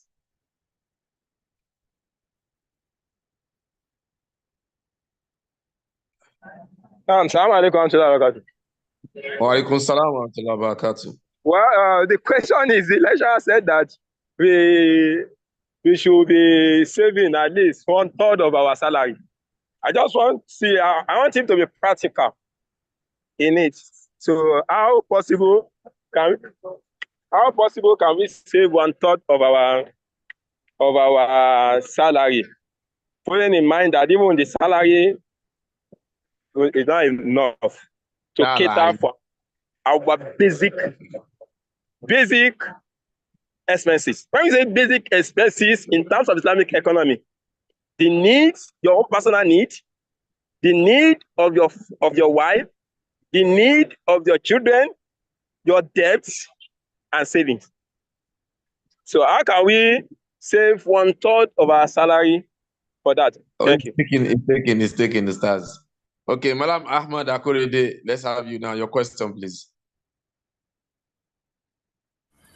Naam, assalamu alaikum wa rahmatullahi wa barakatuhu. Wa alaikum salam wa barakatuh. Okay, so I have 2 questions. So the very first one is for the first lecturer that talks about health.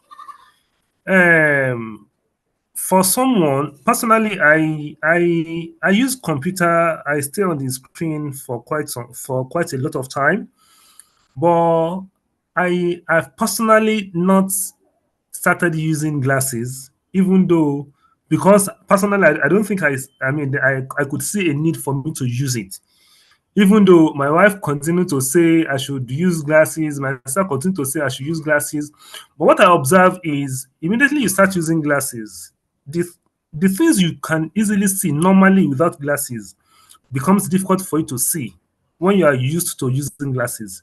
So I really want to know that, is it a norm? Is it a natural thing, or is it a compulsory thing that once you are 40 years and above, you have to use glasses, just like you also mentioned during your own presentation? That is number one. Then for the second question, which goes to the second lecturer, I also want to toe the line of Ustaz Isiaq Yakin. When we're talking about savings, we usually say that we should save for emergency, save. So I want to know, what do you really mean by emergency? If I have savings, right? I collected my salary, I save, like, okay, let's say I save 20,000 naira this month. By next month, I save 20,000 naira. The following month, there was maybe I needed, there was a medical attention I need to attend to. I put my monies, I put my hands inside that savings to cater for that. Now, so I'm trying to understand the short-term savings, the long-term savings, and meeting immediate need when it arises. Okay, it's taken. So, Stars Aida Mustafa, we would like to have you now. Assalamu alaikum wa rahmatullahi wa barakatuh, sir. My the first lecture, the doctor, sir. I want to ask that at the age of 40, can someone be using a kind of supplements, like those drugs on daily basis, that routine, like, give an example, like Equate supplements. That's we have for women, we have for the men. Can one continue using Yes, it on a daily basis?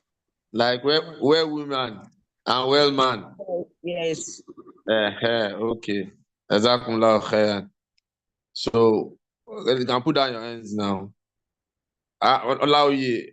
No, yeah, taking your time. But I yeah, bismillah. Allow you, yeah, bismillah. Yeah, we are taking your question now. Oh, yeah, mute.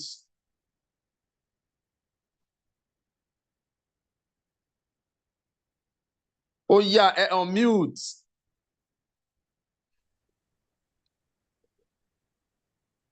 Okay, we'll take responses from our speakers. So, Dr. Motayo, let's have your responses to the 3 questions. Sir, over to you, sir. Doctor.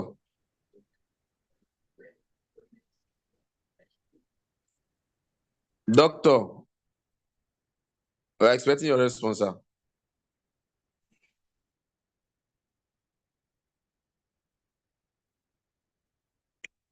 Assalamu alaikum. Wa alaikum salam wa barakatuh.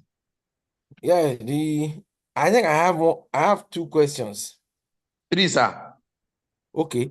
One Maybe if said, I don't know the third one, I will say and I will respond to that. The first okay, one that if one is having stiff neck, that is a part of naturally the joints of the body will be having a lot of changes. So including on the neck and the back. So low back pain, neck pain may be what we call this cervical spondylosis or lumbar spondylosis. They may be, it may occur in people with aging, depending on the way they use the neck.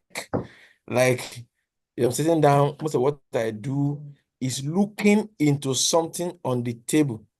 Like I am writing. The way I bend my neck, I rest on one hand on the table and I'm writing. If I do that repeatedly with aging, my spine will change, the neck bones will also change. So it can occur. This is what is the second question. The second question is it compulsory that once you are above 40, you need glasses if you use the computer a lot? When one uses computer a lot, the ideal thing is to have a screen. Once that crystal screen is there, that limits the radiation from the screen. So it doesn't have effect on the eyes. But if one doesn't have it, it's going to have effect too. So if you use a lot, it's better to use a shield. So either direct shield or a photochromic glasses that will reduce the rays. Either it will cause damage to the eye.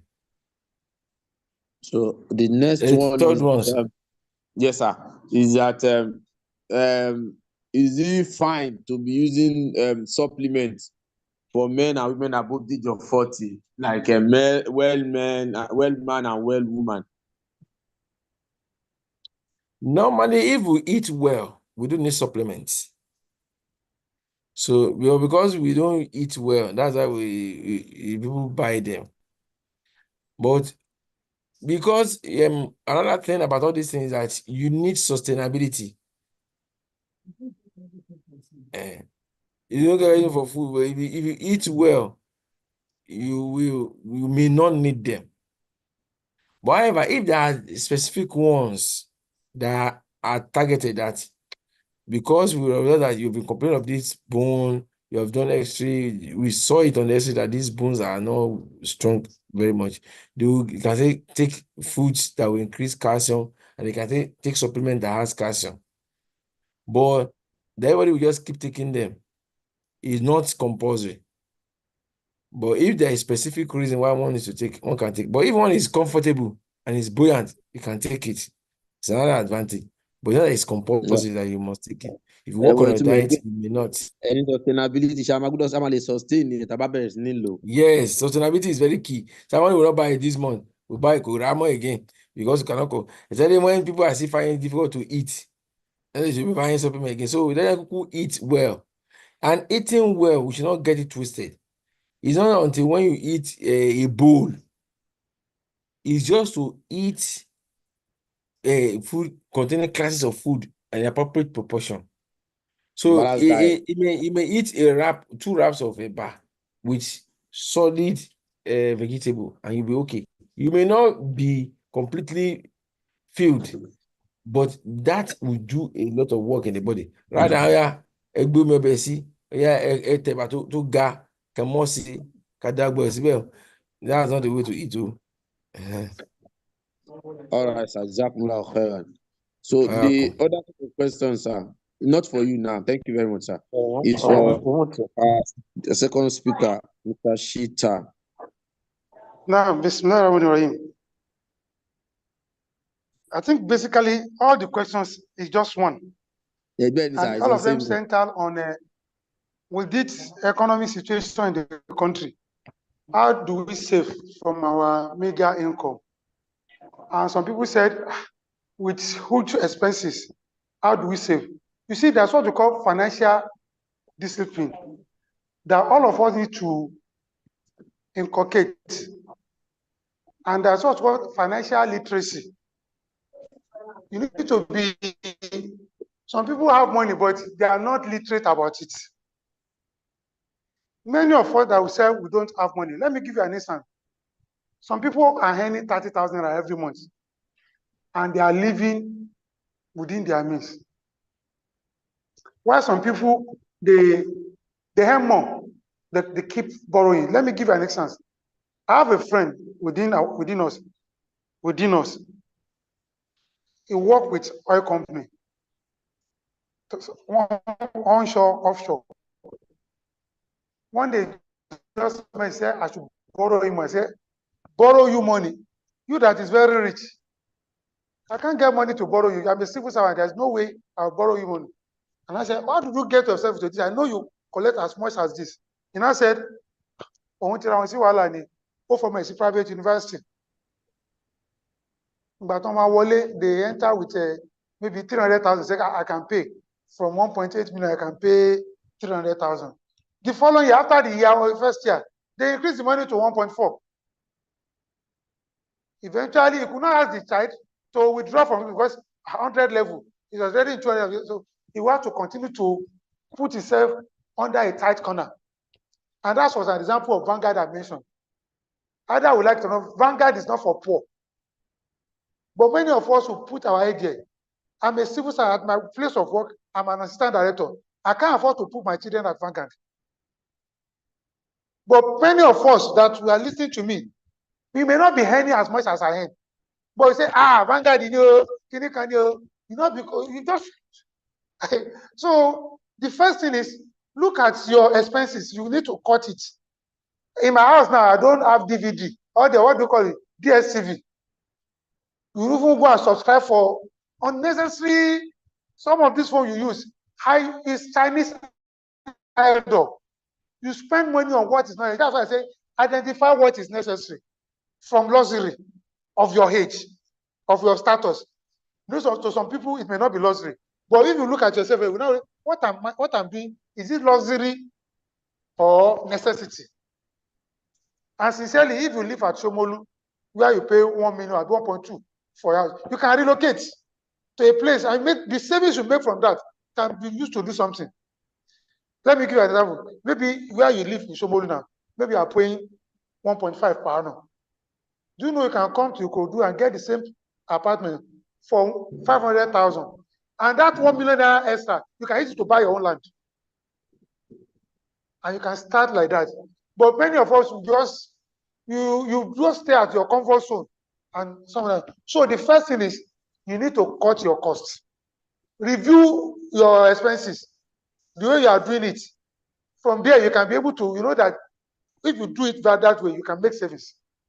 Then the second one is you also have to increase your income. Don't sit down with one income. Everything mobile, so I say, I learn organizing. I can do organizer, chartered accountant too. At the same time, I also learn aluminum. Mama biology site. Until recently, I don't go. I have other things I do, and I make little money. In my house, you know, maybe because you are living where I live, I have food. My problem is not a I don't buy that because I have them around me. Just buy local fowl. Obi man, akọyọ kan wọ́n ti yẹ iṣẹ́ rẹpẹtẹ máa yẹ ẹ̀ ní rẹ̀yìn jẹ 135,000 fún. Some of these things you even in your house where you live, if your landlord is not paying, just put sand inside sack. You can do your tomatoes here. I do it at my house. It's there. If you come visit me, you see it. So some of these things, if you don't just sit down and say 200,000 of course koleka now. You can't make savings. So the major thing is that don't sit on 200,000. Then don't believe me. Of course, you have to do that. But you can work around your expenses if you sit down, critically, you and your wife, sit down and see the way you are spending. You could discover that you can make savings. Instead of you buying custard, it's not more reaching than the custard, color enough for you. And you could do better. Let me start one practical example. I told my children, sometimes you do buy this biggie cola. It's 350 or 300 naira. One day I just went to Jendo and I saw one tea. The sachet is 3-in-1 for 150 naira. And I said, we are going to save 100%. So when I say henceforth, nobody is taking either big or water. If you want to bring a fight, go and the sachet, put in the water, shake it. It will be more knowledge. There is milk, there's coconut. So look inward with whatever look inward, you will get better. And lastly, for those who are civil servants, let me tell you, your salary is likely going to be at least 200. What you are collecting, if you are collecting 100,000, it's likely going to be around 200. If you are collecting 100,000, it may not be less than 200. What are you planning to do with the extra income that you are going to receive? Allahu Alam. Assalamu alaikum.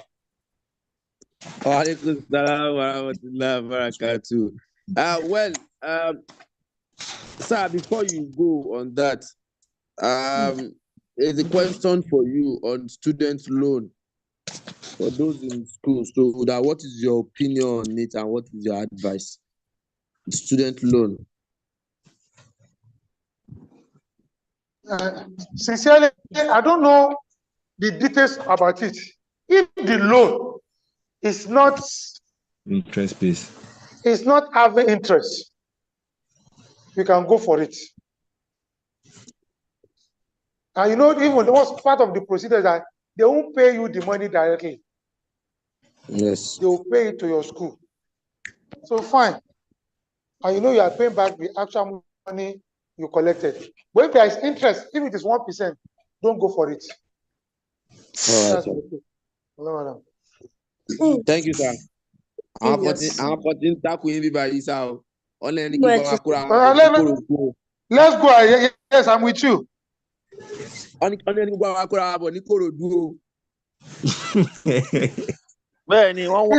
Ikorodu, there are other places you can go.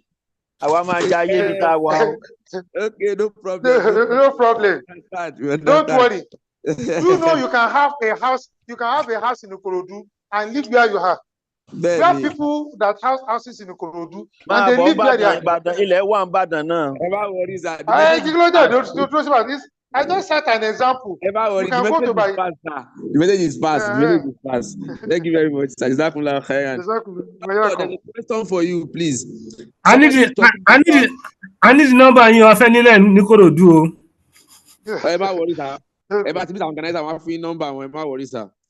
So, doctor, sir, there's a question for you on back pain. Someone said he has had injury on his back.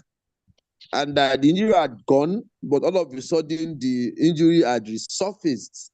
That could it be because of the bed he's using or what? Or what is your advice for him? Dr. Motayo? Bismillah. It's possible. You see, almost all of us don't know how to use our backs. So we are not conscious.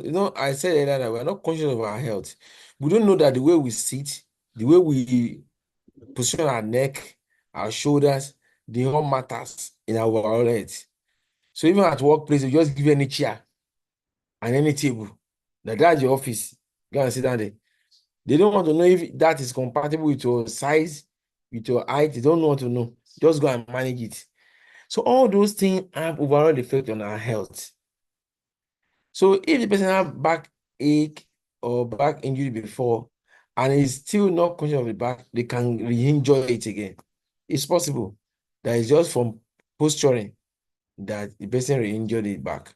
Because ordinarily, when you have bad posture, you may have issues with the back. Let me give you an example. There was a day I was doing surgery. I did surgery for like 9 hours, and I stood awkwardly. Because when I was doing the surgery, I was anxious, there was anxiety. I wanted to just solve the problem.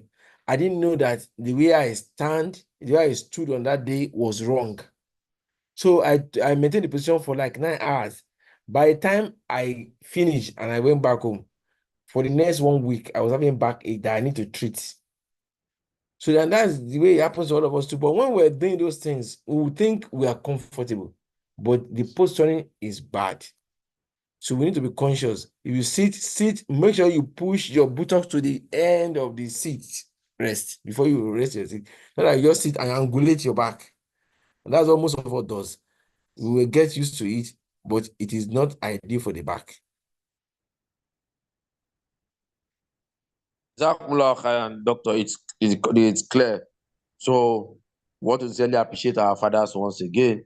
So, we want to take the last aspect of our discourse today. So, you'll be just, we are running on very soon, just about 15 minutes discussion, 10-15 minutes maximum. Insight into Islamic life assurance. And to do that for us is one of our brothers in the house, Malam Ismail Ayonlere. So over to you, sir. 15 minutes maximum. Thank you very much, sir. Okay. Assalamu alaikum wa rahmatullahi wa barakatuh. Wa alaikum salam wa rahmatullahi.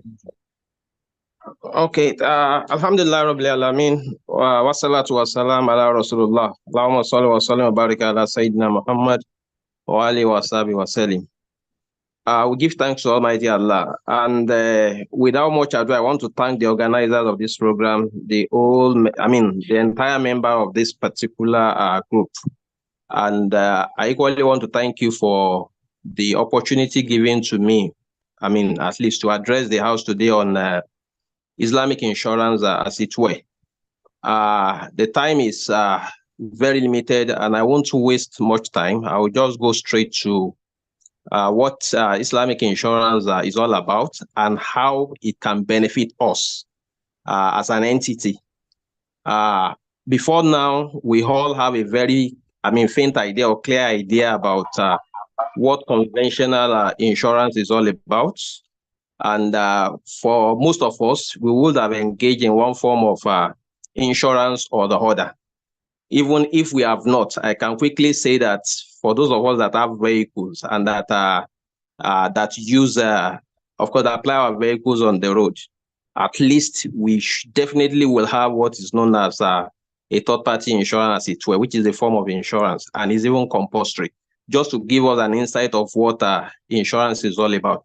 Now, let me quickly equally say that when it comes to insurance practice, it's all about managing your risk that you are aware that at one point or the other will crystallize. So you want to take a precaution by insuring against those risks so that when those risks eventually happens, you'll be rest assured that you have taken effective cover for such, and you won't have to spend from your pockets, to cater for such eventuality, as it were.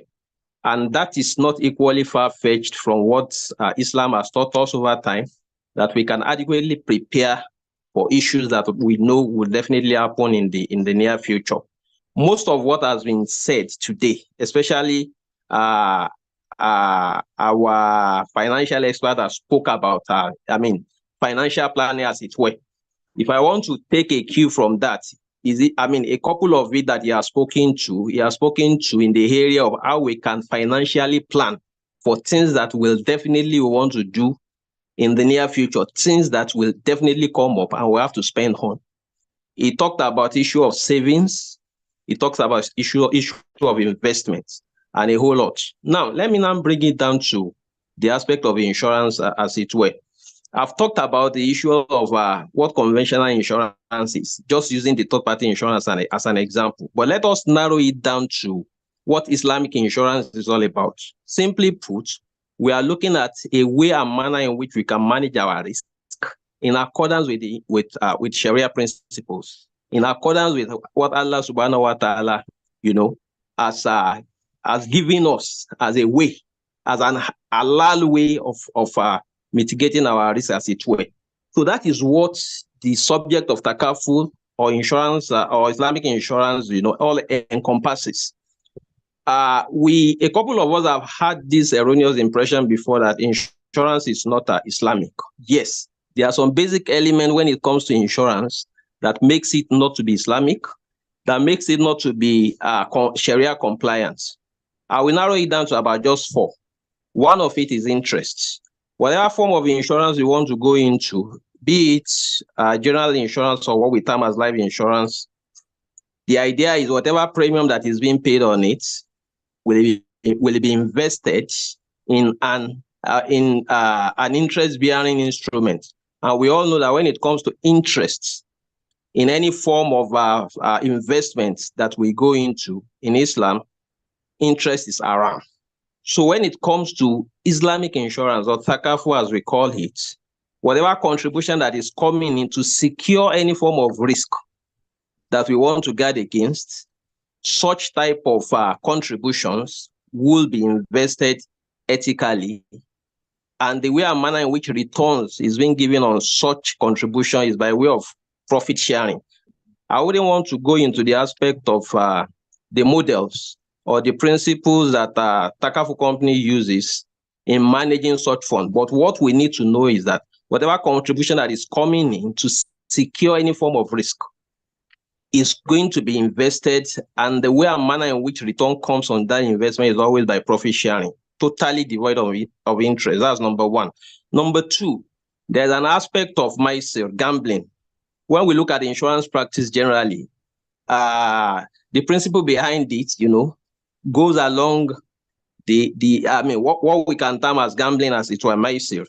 But when it comes to takaful insurance, that's gambling aspect is totally eradicated, is eliminated. And there is a principle that is used that makes that gambling to be totally eliminated. We call that principle the principle of tabaru. Tabaru simply means donation. And donation in the context of Islamic insurance simply means that it still goes with the principle of insurance, where we say is a principle of so many people coming together, contributing into a pool to compensate the unfortunate few amongst them that might suffer a loss. Now, this principle of tabaru that I'm talking about equally speaks to the fact that several individuals will come around, gather and contribute into a pool to secure any form of eventuality that might happen to any member in that group. And when such a thing happens, when such eventuality happens, it is from that pool of funds that the person that has suffered that loss will be adequately compensated. That's another principle that is used under the concept of takafu to manage people's risk, to manage eventuality that might come up to any member of the group when such a thing happens. Then thirdly, we have the aspect of garar. Garar simply means unnecessary,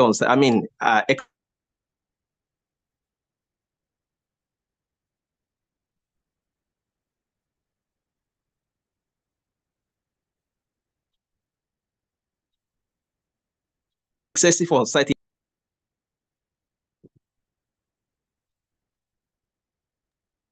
When it comes to takafu insurance that we're talking about, Islamic insurance that we are talking about, this same concept of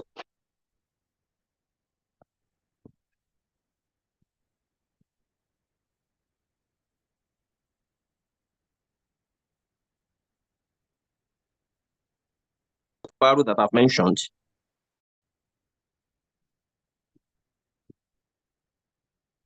is right of ownership to that money asset, so that whatever eventually that happens to any member of that group, that beneficiary of such a members are adequately compensated.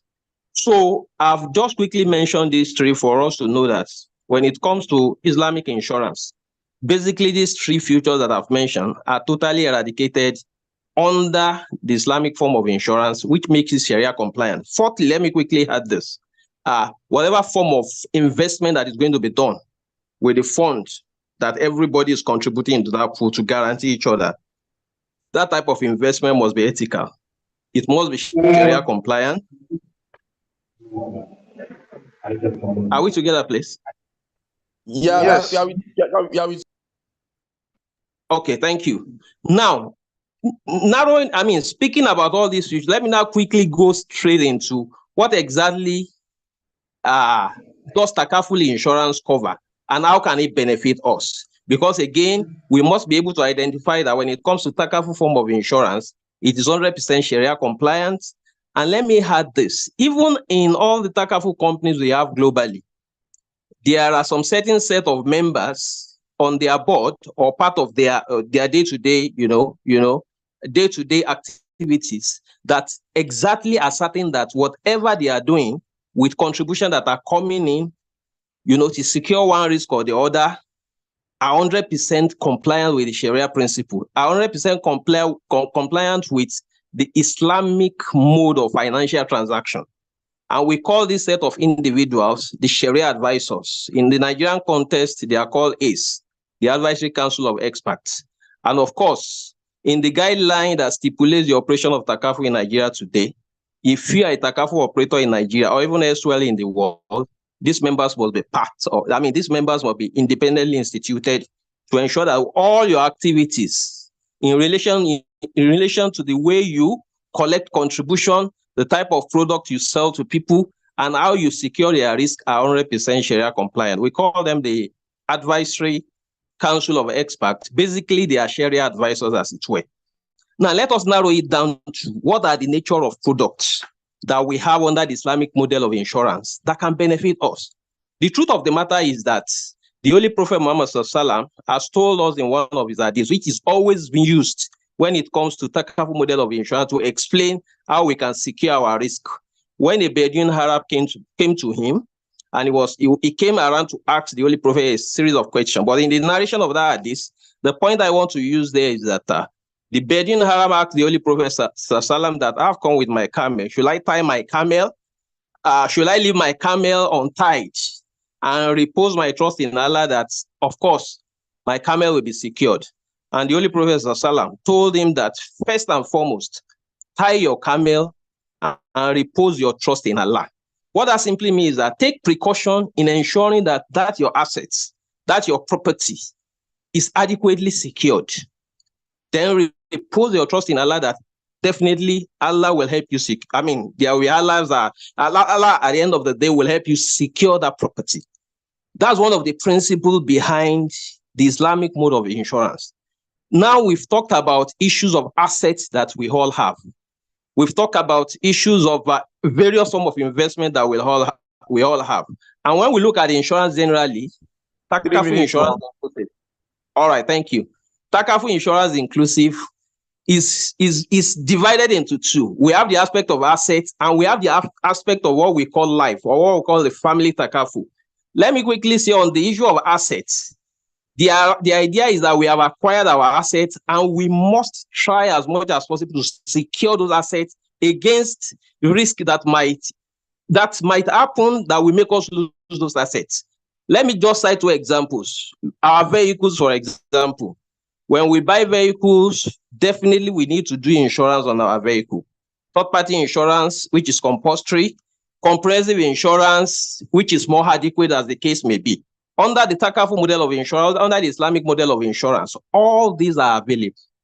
And rather than us going conventionally to do all of this, we are saying that we can use the Takaful model of insurance to secure these assets, which will give us that peace of mind that, yes, we are securing our assets, and at the end of the day, we are doing in accordance with the dictates of Islam, what the Sharia, accommodates.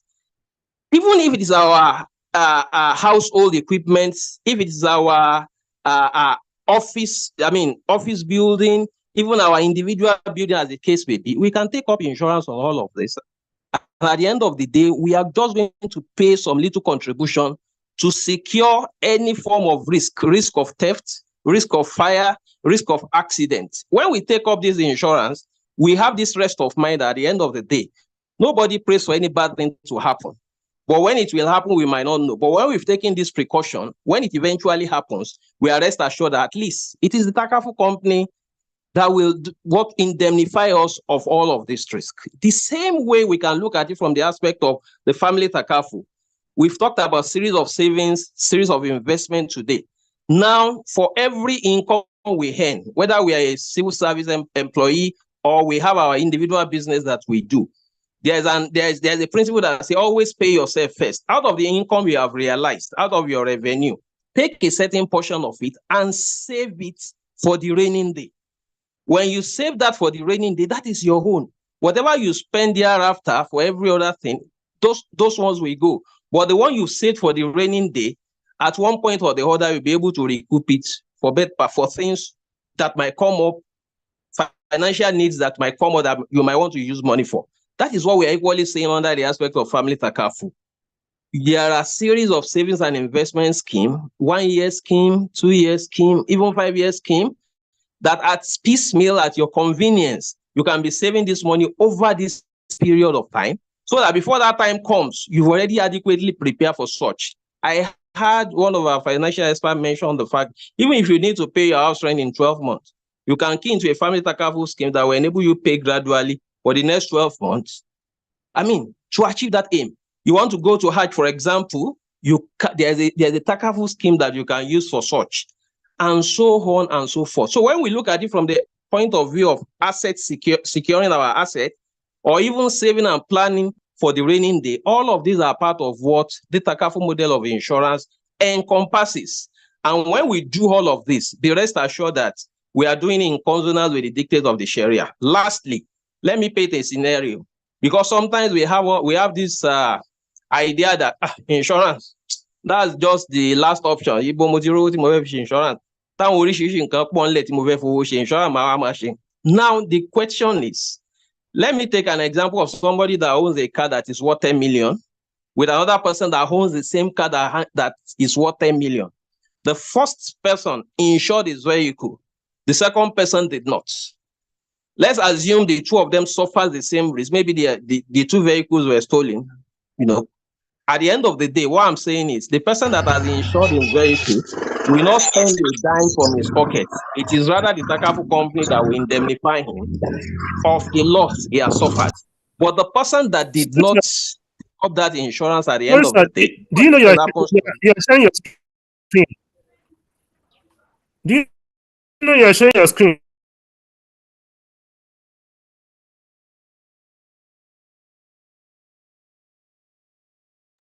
It's not the one. It's not the one. Mr. Anleri, can you please continue so I can round off? It's not the one. Okay, no problem.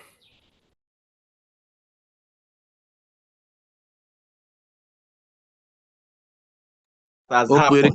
So lastly, but I mean, what I'm saying in essence is that we have an Islamic model of insurance that help us take care of future occurrence, using some little contribution to do that. And when that is done, we've adequately secured what could happen.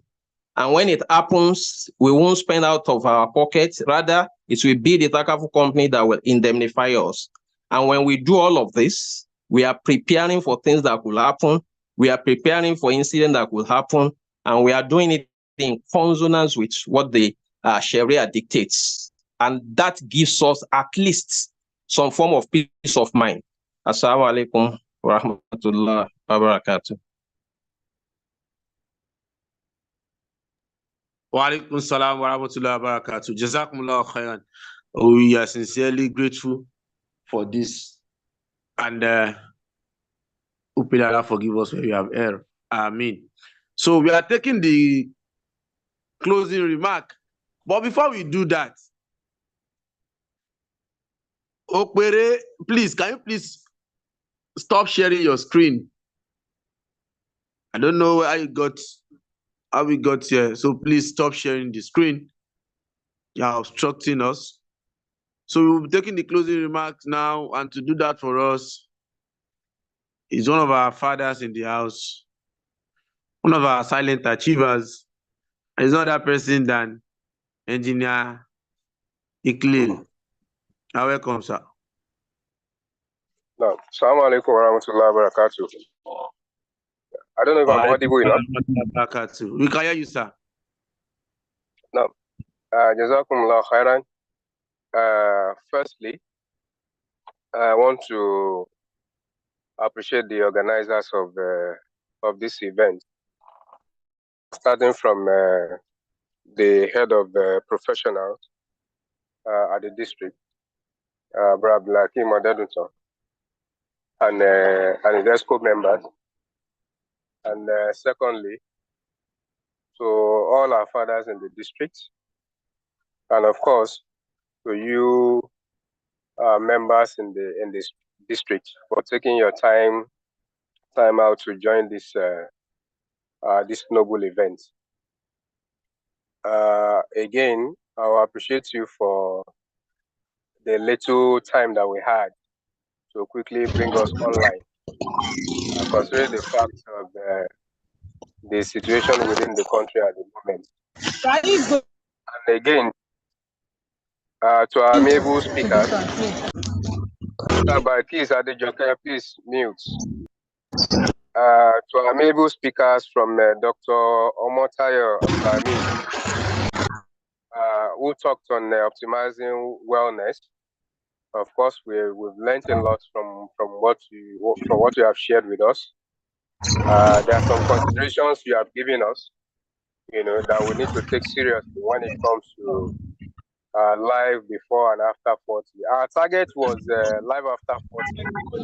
But they have further broken it down to tell us that even prior to age 40, we need to still, take care of our health very well. All that, were well taken. I thank you so much, for educating us in that light. To our brother, Mr. Shitu, on smart financial planning. Of course, he had delved into areas where we're not conscious about. Okay, as regards what we can do, if you're looking inward, at taking care of our finances and the rest of them, not to be extravagant. And I don't know, I don't want us to misinterpret his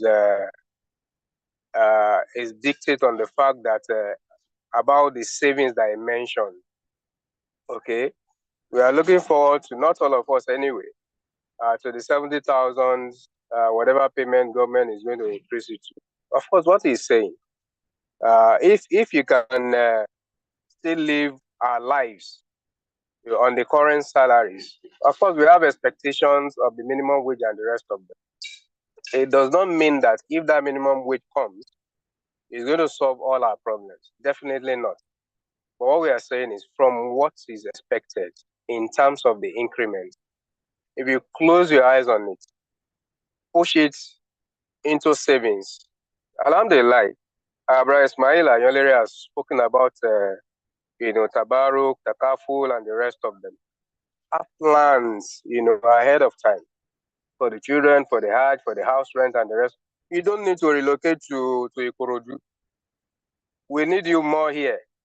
Even though Brashitu is trying to use the opportunity to move our people to Ikorodu, but we need them more here. You can survive your life if you plan very well in this axis.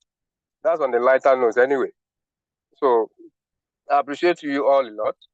And I want to thank you sincerely, for taking time out to educate us well on all those noble topics. And I want to pray that Allah subhanahu wa ta'ala will guide your ways.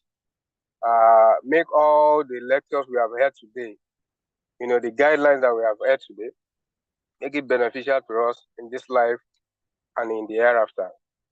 On that note, I say, Jazakumullah khairan to everyone. Wassalamu alaikum wa rahmatullahi wa barakatuh.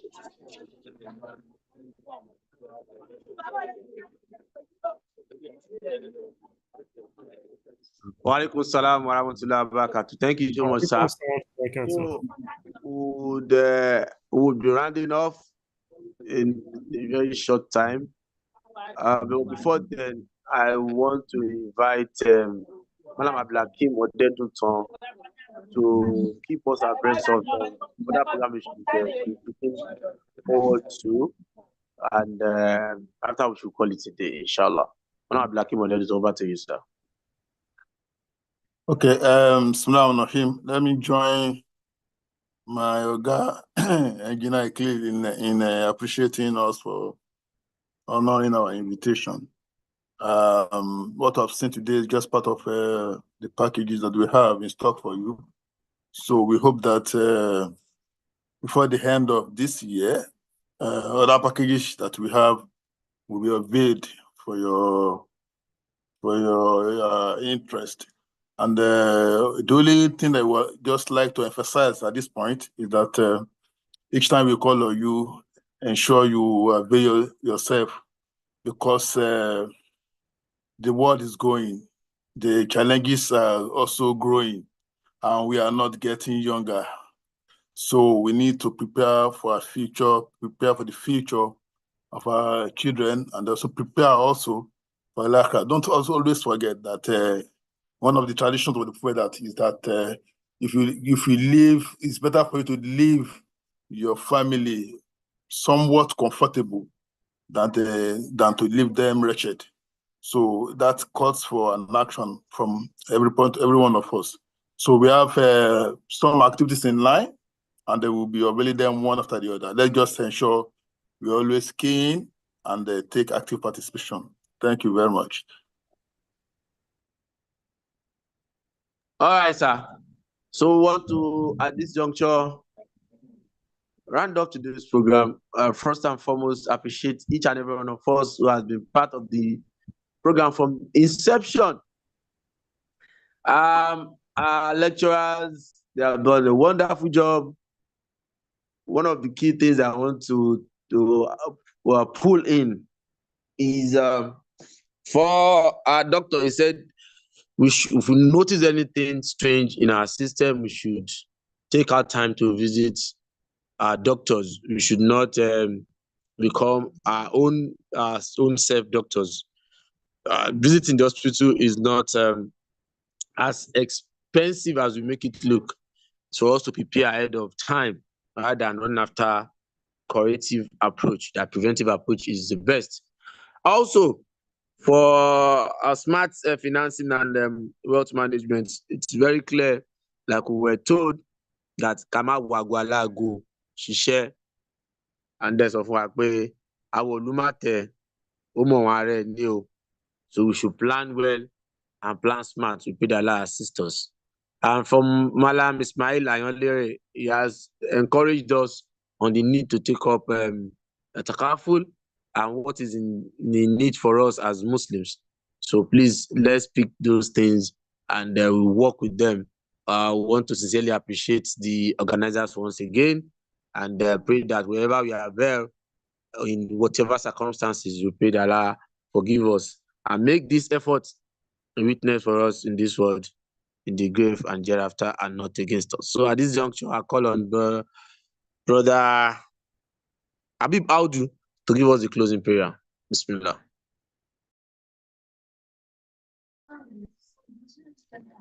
So